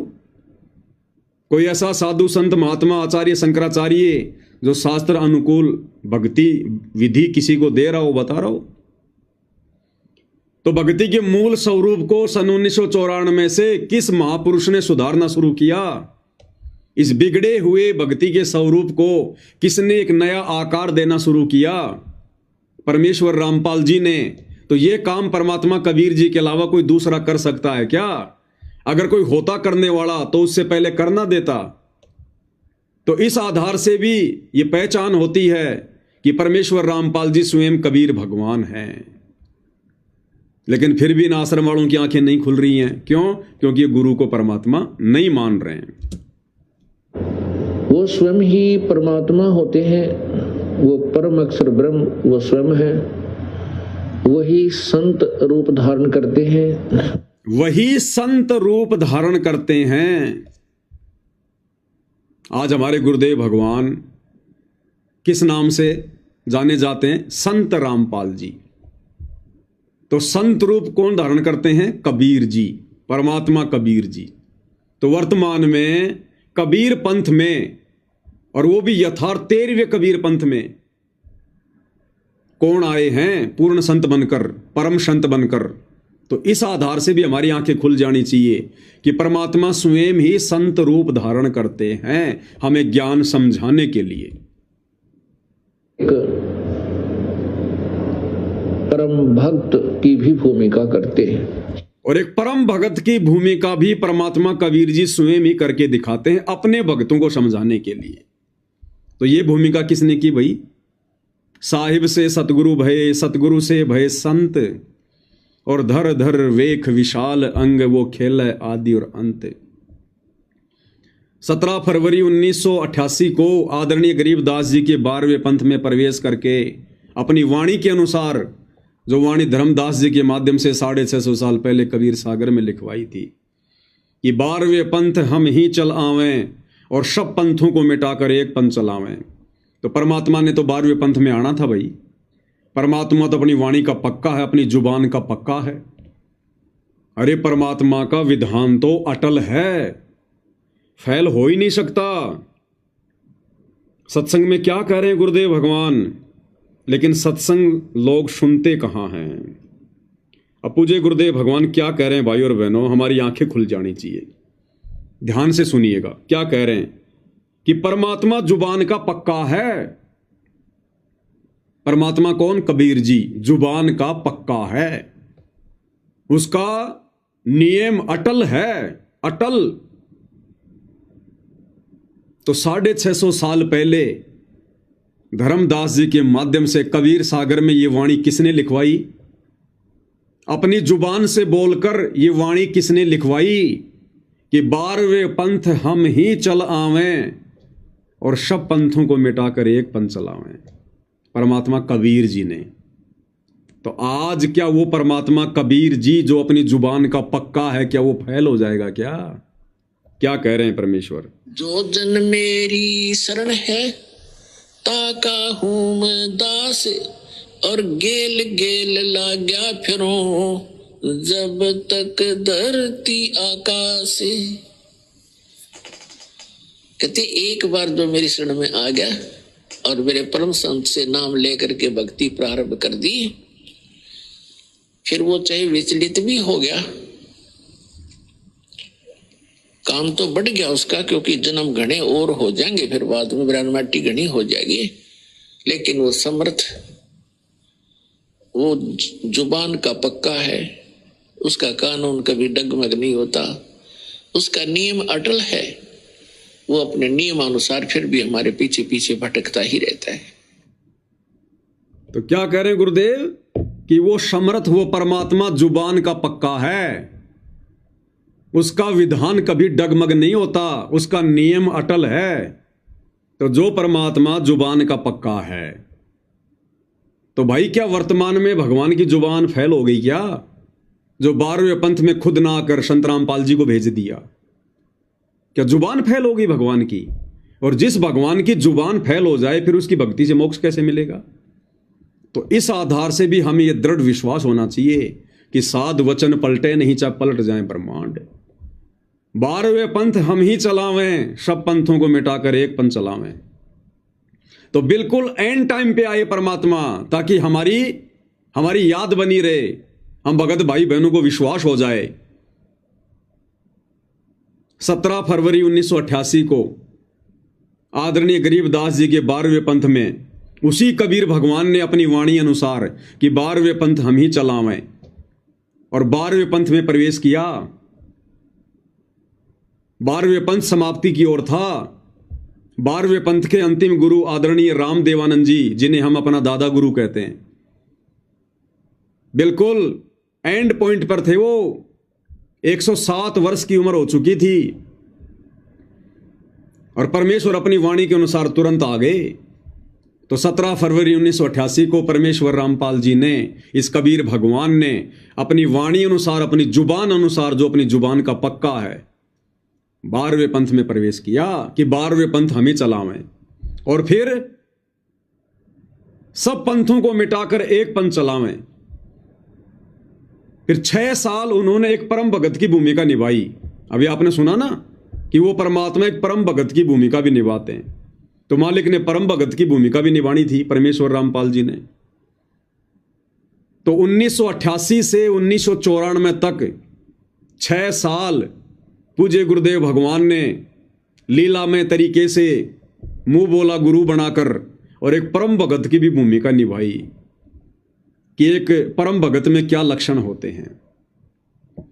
और फिर सब पंथों को मिटाकर एक पंथ चलावें। फिर 1994 में उन्होंने अपना यथार्थ 13वां कबीर पंथ शुरू कर दिया, सब पंथों को मिटाकर एक पंथ चलावें। तो ये परमात्मा अपनी जुबान का पक्का है। इस आधार से भी हमें पूर्ण विश्वास हो जाना चाहिए, शक और संदेह की कोई गुंजाइश ही नहीं होनी चाहिए। ये सत्संग परमात्मा इसीलिए तो सुनाते हैं, सत्संग इसीलिए तो किए जाते हैं, क्योंकि सत्संग भक्ति की नींव है। और नींव जितनी मजबूत होगी, भक्ति रूपी मकान उतना ही मजबूत बनेगा। तो आज से पहले भाई और बहनों, हम इन पॉइंटों को नहीं समझ पा रहे थे, ये जोड़ जुगाड़ नहीं लगा पा रहे थे। जैसे परमात्मा कहते हैं ना कि स्पेयर पार्ट की दुकान में मोटरसाइकिल के सारे पार्ट्स रखें, लेकिन अनजान व्यक्ति नहीं जोड़ पाएगा। और जो इंजीनियर होगा, जो जानकार व्यक्ति होगा, वो सारे पार्ट जोड़ देगा और मोटरसाइकिल बना देगा। तो अब परमेश्वर रामपाल जी ने हम सभी सत्सेवक भाई बहनों का ज्ञान योग खोलकर विशेष सद्बुद्धि प्रदान करके, और जो इनके ये सत्संग हैं, जिन सत्संगों में गुरुदेव ने ये तरह तरह के ये संकेत, स्पेयर पार्ट जो परमात्मा ने कहीं कहीं डाल रखे हैं, अब परमेश्वर ने हमें सद्बुद्धि देकर कि कौन सा सत्संग कहाँ फिट होगा, कौन सी वाणी कहाँ फिट होगी, अब परमेश्वर ने आप और हम सभी को इंजीनियर बना दिया।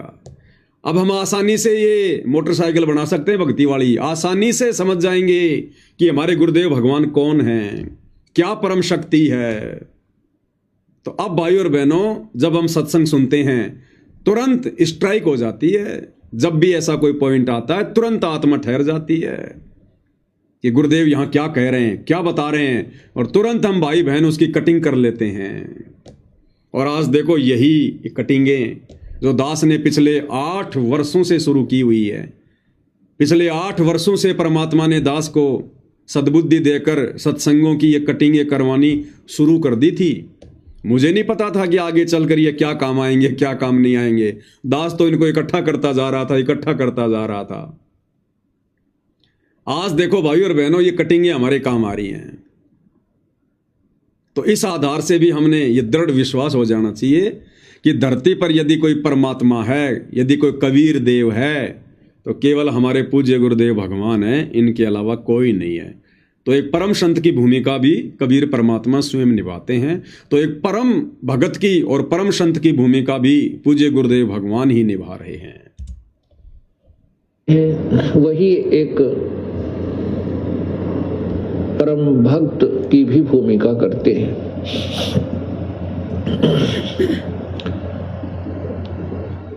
वो हमारे लिए एक उदाहरण छोड़कर जाते हैं, अपनी अमृतवाणी सौ संवेद अपने मुखारविंद से वो इस तत्व ज्ञान का उच्चारण करके और एक अनमोल वस्तु हमारे को प्रदान कर जाते हैं। उसी तत्व ज्ञान में अर्थात सौ संवेद में क्या कहते हैं? कबीर राम बुलावा भेजिया दिया कबीरा रो, जो सुख है संत के संग में वो बैकुंठ में न हो। जो सुख है परम संत के सत्संग में, उनके चरणों में, उनकी सेवा में, वो बैकुंठ में ना हो। यहाँ के स्वर्ग में, महास्वर्ग में भी वो सुख नहीं मिल सकता। किन आत्माओं को, जिन आत्माओं को ये तत्व ज्ञान समझ में आ जाता है। अब यदि भाई और बहनों, हम साथ संगति वाले भाई बहनों को जिस बैकुंठ में जाने के लिए, जिस स्वर्ग और महास्वर्ग में जाने के लिए लाखों लाखों साल सतयुग में, त्रेता में ऋषि महात्मा घर बार छोड़कर तपस्या किया करते थे, वहां जाने के लिए, फिर भी उनको नसीब नहीं होता था। यदि आज हमें उस बैकुंठ में बैठाया जाए, ना कि बैठाया जाए बल्कि हमें बैकुंठ का स्वामी बना दिया जाए, तो भी आप और हम भगत भाई बहन ठोकर मार के आगे निकल जाएंगे कि भैया भाड़ में जाओ, तुम्हारा बैकुंठ है। उससे गंदी जगह तो संसार में कोई दूसरी नहीं है। वो तो निरे कर्म फोड़ने की जगह है, कर्म फोड़ने की। अरे वो तो एक होटल है जहां हमारी खुद की भक्ति रूपी पूंजी खर्च होगी और दुनिया भर की बकवाद मिलेंगी वहां पर, जो बकवाद इस धरती पर नहीं है। जो बकवाद इस धरती पर नहीं है, वो बकवाद ऊपर स्वर्ग में, महास्वर्ग में। तो हम तो थूकेंगे भी नहीं महास्वर्ग की तरफ, अब ये तत्व ज्ञान होने के बाद। तो भाई और बहनों, 2 कोटि के जीव की ऐसी सोच कौन बदल सकता है? क्या आज तक किसी नकली साधु संत महात्मा ने बदली? या कोई किसी को एक सरपंच बना दे, सरपंच बनाने की बात करे, आदमी पूरी जिंदगी उसके चरण धो पीने लग जाए कि अगर वो नहीं होता तो मैं सरपंच नहीं बनता। और क्या कर लिया सरपंच बन के? अपने कर्म फोड़ लिए। और यहां परमेश्वर ने हमें वो अनमोल ज्ञान दे दिया, वो अनमोल भक्ति मार्ग बता दिया, 5वीं मुक्ति का मार्ग बता दिया, सतलोक जाने का रास्ता खोल दिया। हमारी वृत्ति, हमारी इच्छा परमेश्वर ने यहां के महास्वर्ग से भी हटा दी। ये राम बुलावा भेजिया दिया कबीरा रोए, और जो सुख है सत्संग में वो बैकुंठ में ना होए। तो ऐसा संत, ऐसा महापुरुष को सामान्य व्यक्ति होगा क्या? ये कार्य यहां के आचार्य शंकराचार्य पिछले 3500 वर्षों से नहीं कर पाए। ये खुद बैकुंठ में जाने की इच्छा लेके बैठे हुए हैं, इससे ऊपर ये जानते ही नहीं। और परमेश्वर ने आकर ये तत्व ज्ञान यानी जो ज्ञान इस 21 ब्रह्मांड में नहीं है उसको कहते हैं तत्व ज्ञान। जो ज्ञान 4 वेदों में नहीं है, गीता जी में नहीं है, किसी भी धर्म के धर्म ग्रंथ में नहीं है, उससे ऊपर का ज्ञान, उसको कहते हैं तत्व ज्ञान। तो तत्व ज्ञान देने के लिए तत्वदर्शी संत की भूमिका स्वयं कबीर भगवान ही करते हैं। तो हम जैसे 2 कोटि के जीवों की, जिनको गुरुदेव भगवान के शरण मिलने से पहले ABCD का भी पता नहीं था, और यदि हमें छोटा मोटा कोई राजनीतिक पद अगर मिल जाता, हम तो उसी में मस्त हो जाते, डूब जाते उसमें। पता नहीं अपने आप को क्या समझ बैठते कि मैंने क्या उपलब्धि प्राप्त कर ली, मेरे बराबर तो कोई है ही नहीं अब। और गुरुदेव भगवान कहते हैं यहां का तो राजा भी, यहां का तो प्राइम मिनिस्टर भी मरने के बाद में सीधा गधा बनता है। एक हरि की भक्ति बिन राजा ऋषभ होए। ऋषभ यानी अच्छा मोटा ताजा गधा, खच्चर, जो ज्यादा वजन ढोए। एक हरि की भक्ति बिन राजा ऋषभ होए, और माटी लदे कुमार की घास न डाला कोई। तो ना तो हमारी इच्छा कि हम यहाँ के राजा बने, महाराजा बने। अगर देश का प्रधानमंत्री और राष्ट्रपति भी अपनी सीट छोड़कर हमें देना चाहें, बिना किसी चुनाव के, बिना किसी मनमुटाव के, तो भी भाई और बहनों हम तो थूकेंगे उस कुर्सी पर कि भैया ये राजा, महाराजा, प्रधानमंत्री, राष्ट्रपति की कुर्सी क्या, जब यहां तो देवताओं का राजा इंद्र भी मरने के बाद में गधे की योनि में जाता है। हम तो इंद्र की गद्दी पर भी थूकते हैं।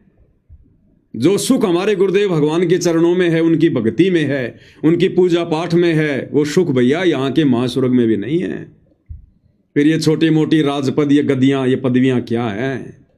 तो भाई और बहनों, सामान्य से जीवों की सोच को इतना प्रबल बनाने वाला कोई सामान्य संत हो सकता है क्या? ये कार्य उस कबीर भगवान के अलावा कोई और कर सकता है क्या? तो संत रूप में भी वो कबीर भगवान ही आकर हम आत्माओं को सद्बुद्धि देता है, हमें सत्संग देता है। साहिब से सतगुरु भय, सतगुरु से भय संत, और धर धर वेख विशाल अंग, खेल आदि और अंत। इसलिए भाई और बहनों, इस परमेश्वर की पहचान करना ये तो किसी के बस की बात नहीं है, किसी के बस की बात नहीं है। चाहे कोई कितना ही विद्वान क्यों ना हो, ना देवताओं का गुरु बृहस्पति पहचान कर सकता, ना राक्षसों का गुरु शुक्राचार्य पहचान कर सकता, ना ब्रह्मा विष्णु महेश कर सकते, ना दुर्गा और काल कर सकते, फिर बच कौन गया? और परमेश्वर कहते हैं जिन मिलते सुख उपजे, कि जिस परम संत के मिलते ही, जिनके दर्शन होते ही, जिनकी संगति में आत्मा निर्मल हो जाए, सारे विषय विकार हट जाएं, मन आनंदित हो जाए, कहते हैं जिन मिलते सुख उपजे और मिटे कोटि उपाद, हमारी करोड़ों बकवादें जलकर भस्म हो जाएं जिनकी शरण में आने से। कहते हैं भवन चतुर्दश ढूंढियो, वो परम स्नेही साध। कहते हैं ऐसे संत को तो अगर 14 लोकों में भी कहीं मिल जाए तो ढूंढ लेना चाहिए भाई। अगर वो ढूंढने से मिलता तो ब्रह्मा विष्णु महेश उसको पकड़ के बैठे होते। ये 88,000 ऋषि, 9 नाथ, 84 सिद्ध, ये तो मोक्ष के लिए भक्ति कर रहे हैं। अगर वो ढूंढने से मिल जाए तो आप और हम तो क्या ढूंढेंगे? वो तो विचरण करते रहते हैं ब्रह्मांडों में, वो तो कब का ढूंढ के अपने पास में बैठा लेते। 33 करोड़ देवी देवता नीचे आने नहीं देते अगर ढूंढने से भगवान मिलता तो भाई और बहनों, ये परमात्मा, ये परम संत अपनी रजा केवल अपने प्यारे बच्चों पर करता है, अपनी विशेष आत्माओं पर करता है। जिन आत्माओं के बराबर 21 ब्रह्मांड में फिर कोई आत्मा नहीं होती है, उनके जैसी भक्तिवान आत्मा नहीं होती है। तो भाई और बहनों, वो परम सौभाग्य आज गुरुदेव भगवान ने हम सत्सेवक भाई बहनों के ऊपर बख्शा है। इनके तो लाखों शिष्य हैं, लाखों भगत हैं।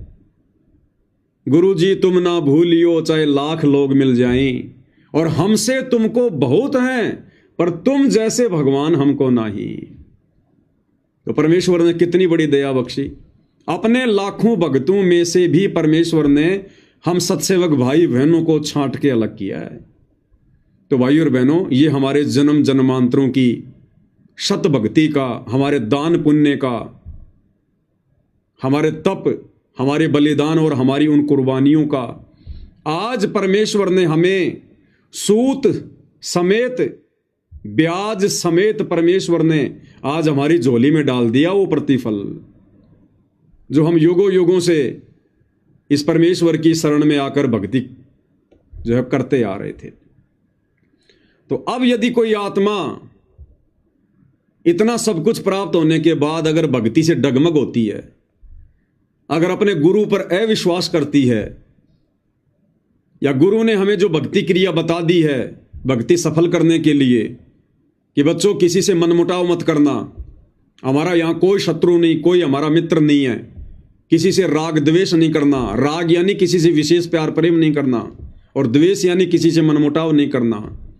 निंदा बिंदा नहीं करनी, निंदा यानी किसी की चुगली करना, और बिंदा यानी व्यर्थ में किसी के विषय में उल्टा सीधा बोलना।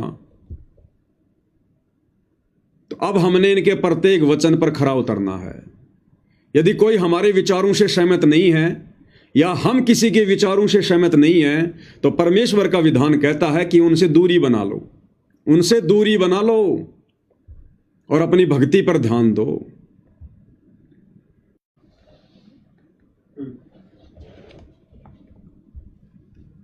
तो भाई और बहनों, अब हमने प्रत्येक पहलू के ऊपर हर प्रकार से ध्यान रखकर और परमेश्वर के प्रत्येक वचन को अपने भक्ति रूपी जीवन में लागू करते हुए आगे बढ़ना है, तब हम सफल हो जाएंगे।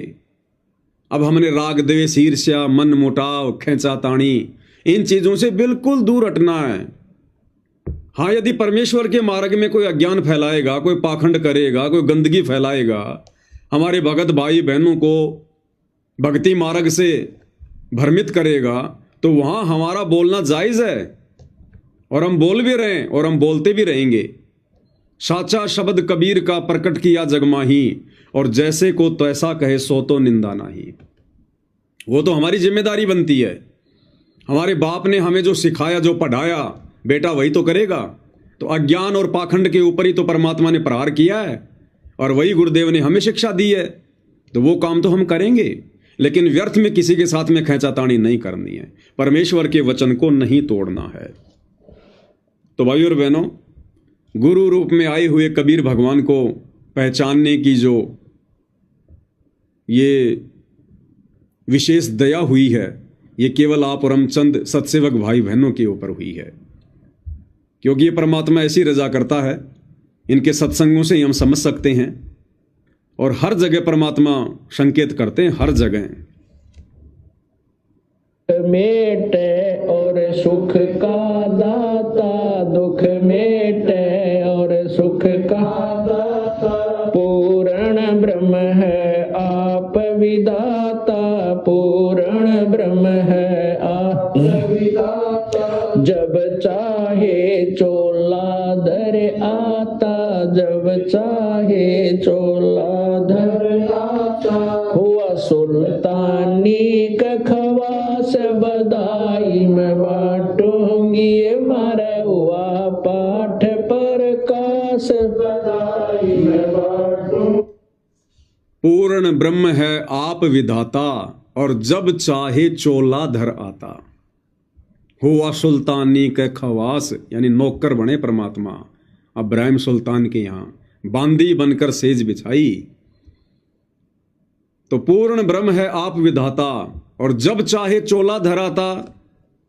बताओ, जो परमात्मा इतना सक्षम है, इतना समर्थ है, जब चाहे चोला धर आता, अपने तेज पुंज के शरीर को हल्का करके जब चाहे वो किसी भी ब्रह्मांड में कहीं भी प्रकट हो सकता है।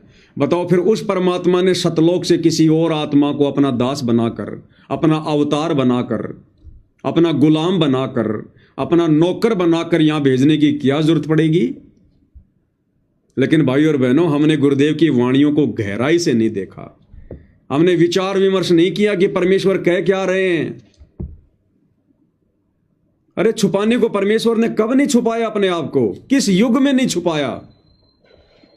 क्या सतयुग में जब परमात्मा आए सत सुकृत ऋषि के नाम से, क्या उन्होंने अपने आप को छुपाया नहीं?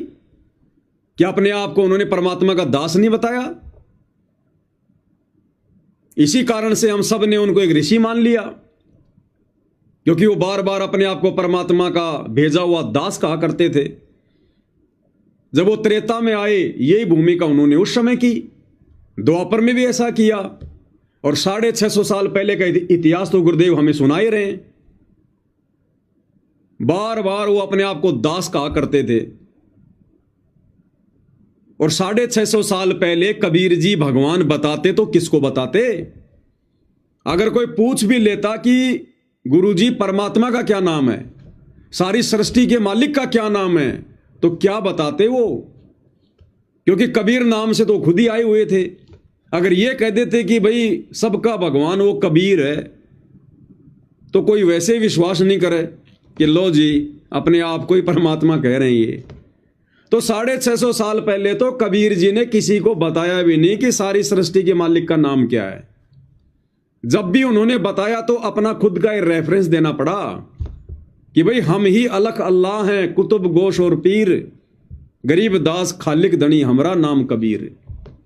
ए रामानंद राम में उन्होंने स्वयं को ही बताया। अगर कोई पूछता तो क्या बताते वो? और जिन जिन लोगों ने पूछा, जैसे धर्मदास जी ने पूछा, तो उन्होंने क्या कहा कि भाई मेरे को तो सत्य पुरुष ने भेजा है, मेरे को तो सतलोक से सत्य पुरुष ने भेजा है, मैं तो उसका नौकर हूं, तुम आत्माओं को ज्ञान समझाने आया हूं। तो 650 साल पहले तो भगवान का नाम भी नहीं बताया करते थे। अगर मैं कहूंगा कि भगवान का नाम है कबीर तो लोग और ज्यादा चिढ़ेंगे, ये सत्संग भी सुनना बंद कर देंगे। तो ये भूमिका परमेश्वर ने अपने आप को छुपाते हुए भगवान का दास बताना ये चारों युगों में की है। तो वर्तमान में क्या अपने आप को सीधा सीधा कहेंगे कि मैं भगवान हूं, मैं परमात्मा हूं? नहीं कहेंगे। और पहचान भी करवा देंगे अपनी, और करवा दी सत्संगों के माध्यम से। हमारा ज्ञान योग खोलकर, हमें सद्बुद्धि देकर, क्योंकि बिना ज्ञान योग खुले हम नहीं पहचान सकते अपने जैसे व्यक्ति को कि यह भगवान हो सकता है। नित्य नियम में परमात्मा कहते हैं माया का रस पिए कर हो गए डामाडोल, और ऐसा सतगुरु हम मिला ज्ञान योग दिया खोल। तो सतगुरु अपने भक्तों का ज्ञान योग खोलता है, खोलेगा यदि कोई खुलवाना चाहेगा तो। कब खोलेगा? जब आप ज्ञान को आधार बनाकर गुरु को परमात्मा मान लोगे, तभी तो सत्सेवक भाई बहन इतने दृढ़ हो गए। आज अगर हमारे गुरुदेव भगवान और दुनिया जिस दाढ़ी मूंछ वाले नकली उस कबीर को, उस फोटो को देखकर जिसे कबीर भगवान मान बैठी है, अगर हमारे पूज्य गुरुदेव भगवान हमारे सामने वो दाढ़ी मूंछ वाला रूप बनाकर भी प्रकट हो जाएं तेजोमय रूप में, और कहें कि बच्चों मैं हूं कबीर, कबीर भगवान जिसकी महिमा तुम्हारे गुरु रामपाल जी दिन रात गा रहे हैं, चलो बच्चों सामने विमान खड़ा है, तो हम सत्सेवक भाई बहन तनिक भी भ्रमित नहीं होंगे, तनिक भी। और हम यही कहेंगे कि भैया आप कबीर जी हो या आप मुनिंदर जी हो या सतसुकृत ऋषि हो या करुणामय जी हो, आप जो भी हो बहुत अच्छी बात है। हमारे घर पर आए हो तो संत का आदर करना हमें गुरुदेव ने सिखाया है। आप चाय पानी पीजिएगा, ठंडा गर्म पीजिएगा, दूध राम पीजिएगा, भोजन ग्रहण कीजिएगा, और उसके बाद अपने यथास्थान प्रस्थान कीजिएगा। ये अपना जो विमान है ना, ये बोइंग 707 लेके आए आप, इसको आप ले जाइएगा, हमें जरूरत नहीं है इसकी। हमें कौन लेके जाएगा, कब लेके जाएगा, कैसे लेके जाएगा, और हमने किसके विमान में किसको देखकर एंट्री लेनी है, ये हमें अच्छे से पता है, भली बात ही पता है। तो हमारी ये बातें सुनकर उस दाढ़ी मूंछ वाले भगवान को भी पसीने आ जाने चाहिए, तब जाकर सतगुरु रामपाल जी भगवान मेहर करेंगे हमारे ऊपर, तब जाकर इतनी दृढ़ता होनी चाहिए हमारे अंदर। और ये दृढ़ता भाई और बहनों परमेश्वर ने अपने बच्चों का ज्ञान योग खोलकर दे दी है। जो गुरुदेव कहते हैं ना कि बच्चों अगर ब्रह्मा विष्णु महेश भी आ जाएं और तुम्हारे साथ अगर ज्ञान चर्चा करें तो उनको भी मुंह की खा के जानी पड़ेगी। तो वो बच्चे परमेश्वर ने साध संगति में शुरू किए हैं, साध संगति में। इन आश्रम वालों के लिए नहीं कह रहे परमात्मा, ये आश्रम वाले तो छोटे मोटे राजनेताओं से भ्रमित हो रहे हैं। अरे राजनेता अपनी रैलियों में धक्के खिला रहे हैं इनको। तो अगर वो दाढ़ी मूंछ वाला भगवान आ गए तो ना जाने ये तो उसके सिर पे चढ़ जाएंगे कि भगवान छोड़ के मत जाना, बाल पकड़ लेंगे उसके। कोई दाढ़ी के लूम जाएगा, कोई बालों के लूम जाएगा, कोई उसका कुर्ता पकड़ लेगा कि भगवान बस बस बस बड़ी मुश्किल से मिल गए आप, अब नहीं छोड़ेंगे आपको, भगवान लेके चलो हमें। तो परमेश्वर ने वो जो बात कही है ना कि ब्रह्मा विष्णु महेश को भी मुंह की खा के जानी पड़ेगी अध्यात्म में, तो वो आत्माएं परमेश्वर ने साध संगति में तैयार की हैं। तो भाई और बहनों, हम ऐसे परमपिता परमेश्वर परम संत पूज्य गुरुदेव भगवान सतगुरु रामपाल जी की शरण में हैं, और हमने अपने गुरुदेव को प्रसन्न करना है भाई और बहनों। और गुरुदेव प्रसन्न होंगे हमें भक्ति मार्ग पर हर प्रकार से मर्यादाओं में रहते हुए चलता हुआ देखकर। और ना जाने कैसे कैसे ठोकर मारेगा परमात्मा, कैसी कैसी परीक्षा लेंगे, जानबूझकर हमारे को भ्रमित करने का प्रयास करेंगे, जानबूझकर परमेश्वर अपने आप को छुपाते हुए ना जाने क्या क्या खेल खेलेंगे, क्या क्या लीला करेंगे परमेश्वर। लेकिन अब यदि हमारे बात समझ में आ गई है कि इनसे बड़ा लीलाधर कोई सृष्टि में नहीं है, इनसे बड़ा छलिया कोई सृष्टि में नहीं है, इनसे बड़ा ना कोई छलिया है ना कोई लीलाधर है। ये सारी की सारी जो ये उपमा है ना, जो हमने राम कृष्ण जी के ऊपर उनके सिर पे रख दी हैं, ये सारी उपमा इस कबीर भगवान सतगुरु रामपाल जी के लिए हैं। इससे बड़ा लीलाधर कोई नहीं है जिसने अंधे महात्मा का रूप बनाकर और द्रौपदी से एक 9 इंची साड़ी का टुकड़ा दान में ले लिया। कोई पहचान भी नहीं पाया उस समय कि ये भगवान हो सकता है, ये परमात्मा हो सकता है। तो ये परमेश्वर है भाई और बहनों। 4 युगों में परमात्मा है, आज तक कोई नहीं पहचान पाया सत्सेवक भाई बहनों को छोड़कर कि ये भगवान हो सकता है, ये परमात्मा हो सकता है। इस कलयुग की पिछली पीढ़ी में भी सतलोक आश्रमों से जुड़े भाई बहन अभी तक नहीं पहचान पा रहे कि हमारा गुरु कौन है, ये परमात्मा हो सकता है क्या। तो ये गुरुदेव की विशेष रजा के बिना संभव नहीं है, और ये रजा हमने इसी प्रकार से बना के रखनी है। तो अंत में हम गुरुदेव भगवान की एक शब्द के साथ में महिमा करेंगे, क्योंकि दास कल ध्यान नहीं दे पाया, क्योंकि दास जब लाइव आता है भाई और बहनों तो मैं इन कमेंट्स के ऊपर ध्यान जो है नहीं दे पाता हूँ। अगर मैं कमेंट्स पे ध्यान दूंगा तो फिर मैं क्या कहना चाहता हूँ, क्या बोलना चाहता हूँ, फिर मेरी समझ से बाहर हो जाएगा। तो बाद में मैं देख लेता हूँ कमेंट्स वगैरह, कोई अगर मतलब का होता है तो जवाब दे देता हूँ, नहीं तो कोई बात नहीं। तो दास ने जब लाइव आने के बाद में कमेंट्स देखा तो जयपुर से हमारी बहन है सविता दासी, सविता एक सरिता, देखो मुझे तो नाम भी पूरा ध्यान नहीं आ रहा, सविता, मालवीय नगर वाली बहन जी का क्या नाम, सविता ही है शायद, सविता। अब ऐसे मिलते जुलते से नाम है ये। तो कल बहन ने कमेंट्स किया था कि आज का शब्द संतों की महिमा अपरंपार, तो बाद में दास को ध्यान आया। तो चलो आज परमात्मा के वही शब्द को गा लेते हैं। शब्द का हमने खुलासा तो पहले सात संगति के माध्यम से हो ही चुका है। तो अब हम भगत भाई बहन परमेश्वर की महिमा करेंगे, सीधा हम शब्द को ही गाएंगे। शब्द नंबर 60 है और पेज नंबर 157।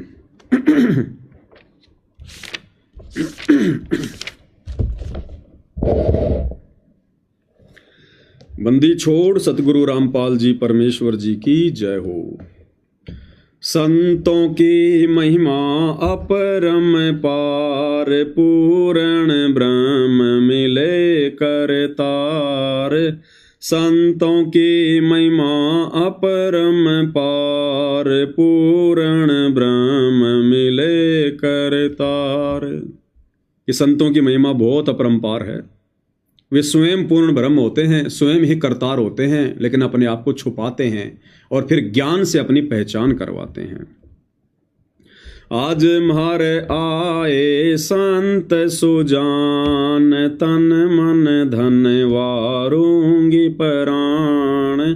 आज म्हारे आए संत सुजान, तन मन धन वारूंगी प्राण। चरण कमल रज डारो शीस, मानो आप मिले जगदीश। चरण कमल रज डारो शीस, मानो आप मिले जगदीश। संतों की महिमा कही न जाए, 68 तीरथ चरणों पाए। संतों की महिमा कही न जाए, 68 तीरथ चरणों पाए। संतों की महिमा अगम अगाध, नारद से उदरे प्रहलाद। संतों की महिमा अगम अगाध, नारद से उदरे प्रहलाद। ध्रुव बेटे नारद निर्वाण, अमरापुरी पर रचे विमान। ध्रुव मिटे नारद निर्वाण, अमरापुरी पर रचे विमान। संतों की महिमा अपरम पार, पूर्ण ब्रह्म मिले करतार। संतों की महिमा अगम अगाध, बूढ़ंत राखे गज गिरहा। संतों की महिमा अगम अगाध, बूढ़ंत राखे गज गिरहा। संतों की महिमा निश्चल थीर, द्रौपद सुता के बढ़ गए चीर। संतों की महिमा निश्चल थीर, द्रौपद सुता के बढ़ गए चीर। संतों की महिमा अपरम पार, पूर्ण ब्रह्म मिले करतार। संतों की महिमा अधिक सुमेर, भिलनी के खाए झूठे बेर। संतों की महिमा अधिक सुमेर, भिलनी के खाए झूठे बेर। संतों की महिमा निश्चल अंक, वाल्मीक का बाजा शंख। संतों की महिमा निश्चल अंक, वाल्मीक का बाजा शंख। संतों की महिमा अपरम पार, पूर्ण ब्रह्म मिले करतार। ये सारी महिमा पूज्य गुरुदेव भगवान की है। ये सारे कार्य इन अवतारों के रूप में, इन त्रिदेवों के रूप में, ये सारे कार्य पूज्य गुरुदेव भगवान सतगुरु रामपाल जी परमेश्वर जी ने किए हैं। इसीलिए तो इस शब्द में संतों की महिमा है, अन्यथा हम कोई नकली संतों की महिमा करने के लिए थोड़े ना बैठे हैं यहाँ पर। तो संत रूप में परमात्मा जब जब आए हैं, चारों युगों में परमात्मा संत रूप में तो आए हैं। अपने आप को साधु कहलवाया, संत कहलवाया, सतगुरु कहलवाया। संतों की महिमा अमन अमान, देखो गणिका चढ़ी विमान। संतों की महिमा अमन अमान, कि जिनकी महिमा सुनते ही दिल को चैन आए, शांति सी आए। देखो गणिका चढ़ी विमान। गणिका को परमेश्वर ने 650 साल पहले स्वर्ग भेज दिया था। हम 64 लाख में से वो गणिका बहन इतनी अच्छी आत्मा थी जिसको दुनिया एक वेश्या की दृष्टि से देखा करती थी। उसको परमात्मा ने स्वर्ग में भेज दिया। चमरा जुल्हा तर गए और छिपा नाई रे, गणिका चढ़ी विमान में सुरगापुर दाई रे। और बाकी हम सारे के सारे नीच नरक भोगते आ रहे हैं, बार बार माँ के गर्भ से जन्म लेते हुए आ रहे हैं। और उस बहन को परमात्मा ने सीधा स्वर्ग में भेज दिया और इस समय परमात्मा उसको जन्म देंगे अब डायरेक्ट। संतों की महिमा अमन अमान, देखो गणिका चढ़ी विमान। संतों की महिमा पद गर गाप, त्रिलोचन कह पिरतिया आप। संतों की महिमा पद गर गाप, त्रिलोचन कह पिरतिया आप। यानी अपनी प्यारी आत्माओं के लिए तो परमात्मा अपने भक्तों की लैट्रिन भी साफ करते हैं। ये जो त्रिलोचन नाम का संत था जिसके दस्त हो गए थे, उसका नौकर गांव जा रहा था, परमात्मा उसके नौकर का रूप बना के आ गए थे। संतों की महिमा अपरम पार, पूर्ण ब्रह्म मिले करतार। पुंडरपुरी नामा परवान, देवल फेर छिवा दई छान। पुंडरपुरी नामा परवान, देवल फेर छिवा दई छान। काशीपुरी कबीर कमाल, गए बिबालद आई रसाल। काशीपुरी कबीर कमाल गह भी बालद आई रशाल। परमात्मा उदाहरण छोड़ के चले गए। जो लोग ये सोचते हैं कि सेवा करेंगे तो नुकसान हो जाएगा, भक्ति करेंगे नुकसान हो जाएगा, है हर समय थोड़ा ना कोई सत्संग में कोई सेवा में, तो परमात्मा कहते हैं वो नामदेव सत्संग सुनने के लिए बैठ गया भगवान का, और परमात्मा पीछे से उसकी झोपड़ी बना के आ गए। यानी भक्तों के काम भगवान ही सारता है यदि हम भगवान के अनुकूल चलेंगे तो।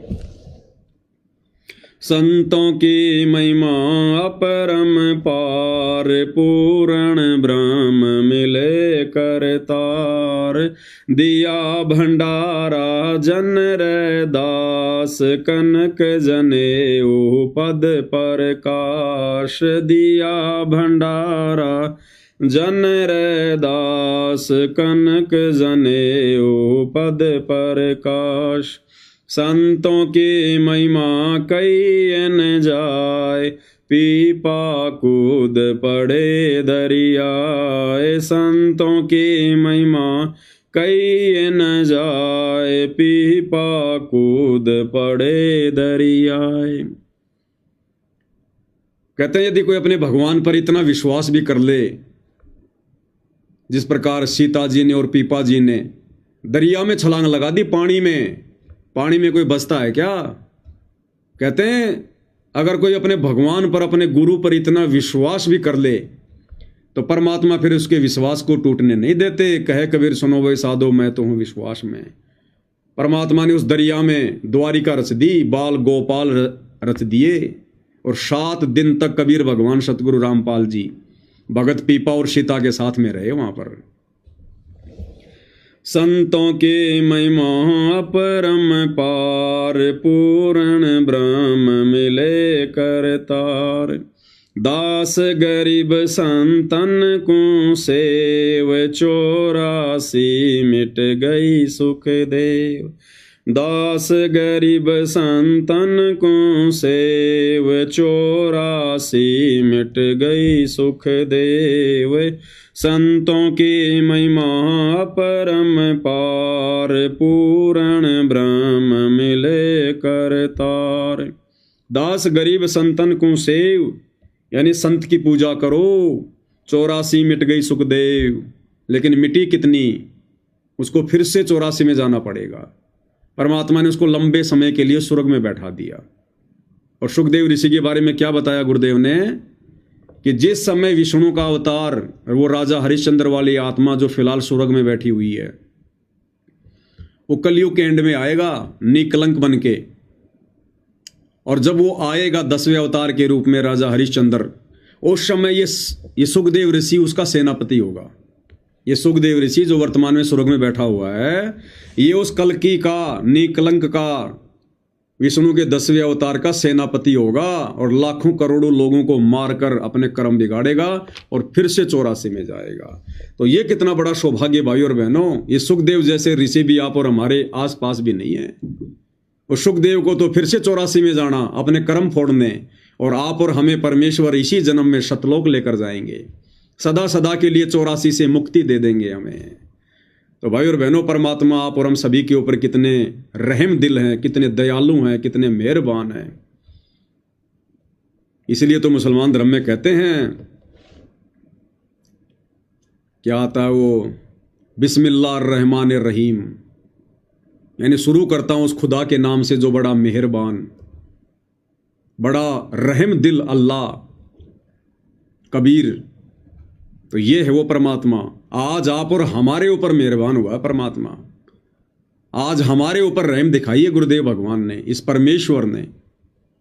अन्यथा परमात्मा की वाणी है कि शीश उपाड़े भूमि धरे, ऊपर मच के पांव, कबीर का घर शिखर में तेरी गरज पड़े तो आओ। हम इस परमेश्वर को शतलोक के लिए यदि अपने हाथों से अपना सिर काट कर और अपने सिर को अपने पैर के ऊपर रख कर भी भगवान को प्रसन्न करना चाहें, तो भी ये परमेश्वर रामपाल जी प्रसन्न नहीं होते। लेकिन आज देखो कैसे सहज में परमेश्वर ने हमारे ऊपर रजा बख्श दी है। तो इस रजा को यदि किसी ने ठुकरा दिया भाई और बहनों, गुरुदेव के नियम तोड़कर, मर्यादा तोड़कर, उनको नाराज करके, कहते हैं जिन बातन से गुरु दुख पावे उन बातों को दूर भगावे, फेंक दो उठा के, चाहे कितनी कीमती हो, कितना कीमती रिश्ता हो, कैसा ही धन हो, उठा के फेंक दो, कौड़ी के भाव नहीं, परमेश्वर प्रसन्न करना है। तो आज ये मौका गुरुदेव ने आप और हमारे ऊपर फरमाया है और हमने इस मौके का भाई और बहनों भरपूर लाभ उठाना है।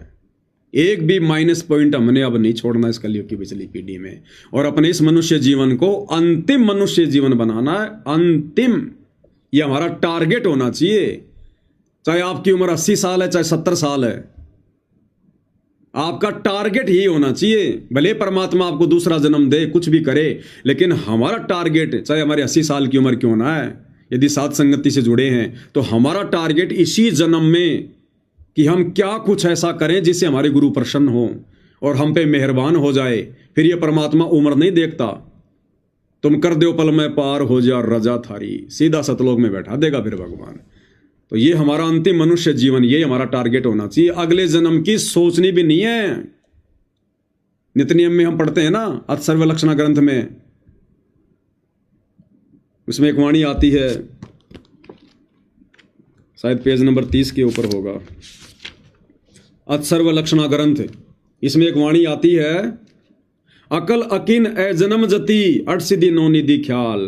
अकल अकीन ए जन्म जति, कि हे परमेश्वर आप हमें इतना विश्वास दो, हमें इतनी दृढ़ता दो कि हम इस गंदे लोक में दोबारा से जन्म लेने की ना सोचें। अकल अकीन ए जन्म जति, हम इतने दृढ़ हों कि दोबारा इस गंदे संसार में जन्म लेने की भी ना सोचें, इसी जन्म को अपना अंतिम जन्म बनाएं। तो इतने दृढ़ता भाई और बहनों परमेश्वर की विशेष रजा के बिना नहीं मिल सकती। चाहे उनकी गोद में जाके बैठ जाओ और देख लो, जो आज उनकी गोद में बैठे हैं, उनका परिवार, ये कोऑर्डिनेटर, बड़े बड़े सेवादार, उन सब की काल ने गर्दन पकड़ रखी है भगवान की गोद में बैठने के बाद भी। तो ये परमेश्वर अपने विधान से सतलोक ले जाएगा, अन्य कोई तरीका नहीं है। चाहे आप उनकी गोद में जाके बैठ जाओ, चाहे उनके बेटा बेटी कहलाओ, ये परमेश्वर अपने विधान अनुसार लेके जाएगा। और विधान पर चाहे इनसे 1000 किलोमीटर दूर बैठा भगत क्यों ना चले, परमेश्वर के लिए तो दूरी मायने रखती नहीं है। पहुंचूंगा क्षण एक में जन अपने के काज, गोता मारूं स्वर्ग में जा बैठूं पाताल। ये परमात्मा तो बिजली से भी तेज गति से अपने भगत के पास पहुंच जाता है। तो चाहे कोई जापान में बैठा हो, चाहे अमेरिका में, चाहे इंग्लैंड में, चाहे इटली में, परमेश्वर के लिए तो दूरी मायने रखती नहीं है। ये तो 16 संकोश शतलोक से एक क्षण में आ जाता है। तो लेकर उसी को जाएगा जो इनके विधान के अनुसार चलेगा, रहनी करनी करेगा। इसीलिए तो सत्संग सुनाने की आवश्यकता पड़ती है, इतना ज्ञान, इतना संघर्ष करने की आवश्यकता पड़ती है भगवान को। ऐसे ही भगवान के कलयुगी बेटा बेटी बनके, भाई बंधु रिश्तेदार बनके, पोता पोती, मामा चाचा फापा फूफी बनके, ये कोई आज तक ना कोई पार हुआ, ना कोई हो पाएगा।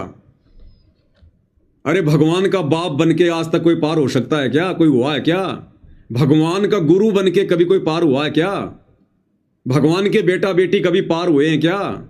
इन नकली भगवानों के बेटा बेटी पार नहीं होते। उस प्रद्युम्न ने श्री कृष्ण को अपना बाप मान के कि मेरा बाप 3 लोक का स्वामी है, और दुर्वासा ऋषि के साथ में कितनी बड़ी उसने बदमाशी कर दी, 56 करोड़ यादवों का सत्यानाश करवा दिया उसने। तो भाई और बहनों, यहां तो नकली भगवानों के बेटा बेटी भी पार नहीं हो पाते हैं, उनको भी उनका भगत बनना पड़ेगा नेक्स्ट जन्म लेकर, क्योंकि उस जन्म में उनका अभिमान, उनका अहंकार, उनकी वो सोच निकल नहीं सकती। इसलिए आप और हमारा सौभाग्य, परम सौभाग्य, जो हम गुरुदेव भगवान के किसी भी सांसारिक रिश्ते में नहीं है। हम उनके बेटा बेटी, भाई बंधु रिश्तेदार, दूर दूर तक हम उनकी रिश्तेदारियों में नहीं है। ये आप और हमारा परम सौभाग्य है।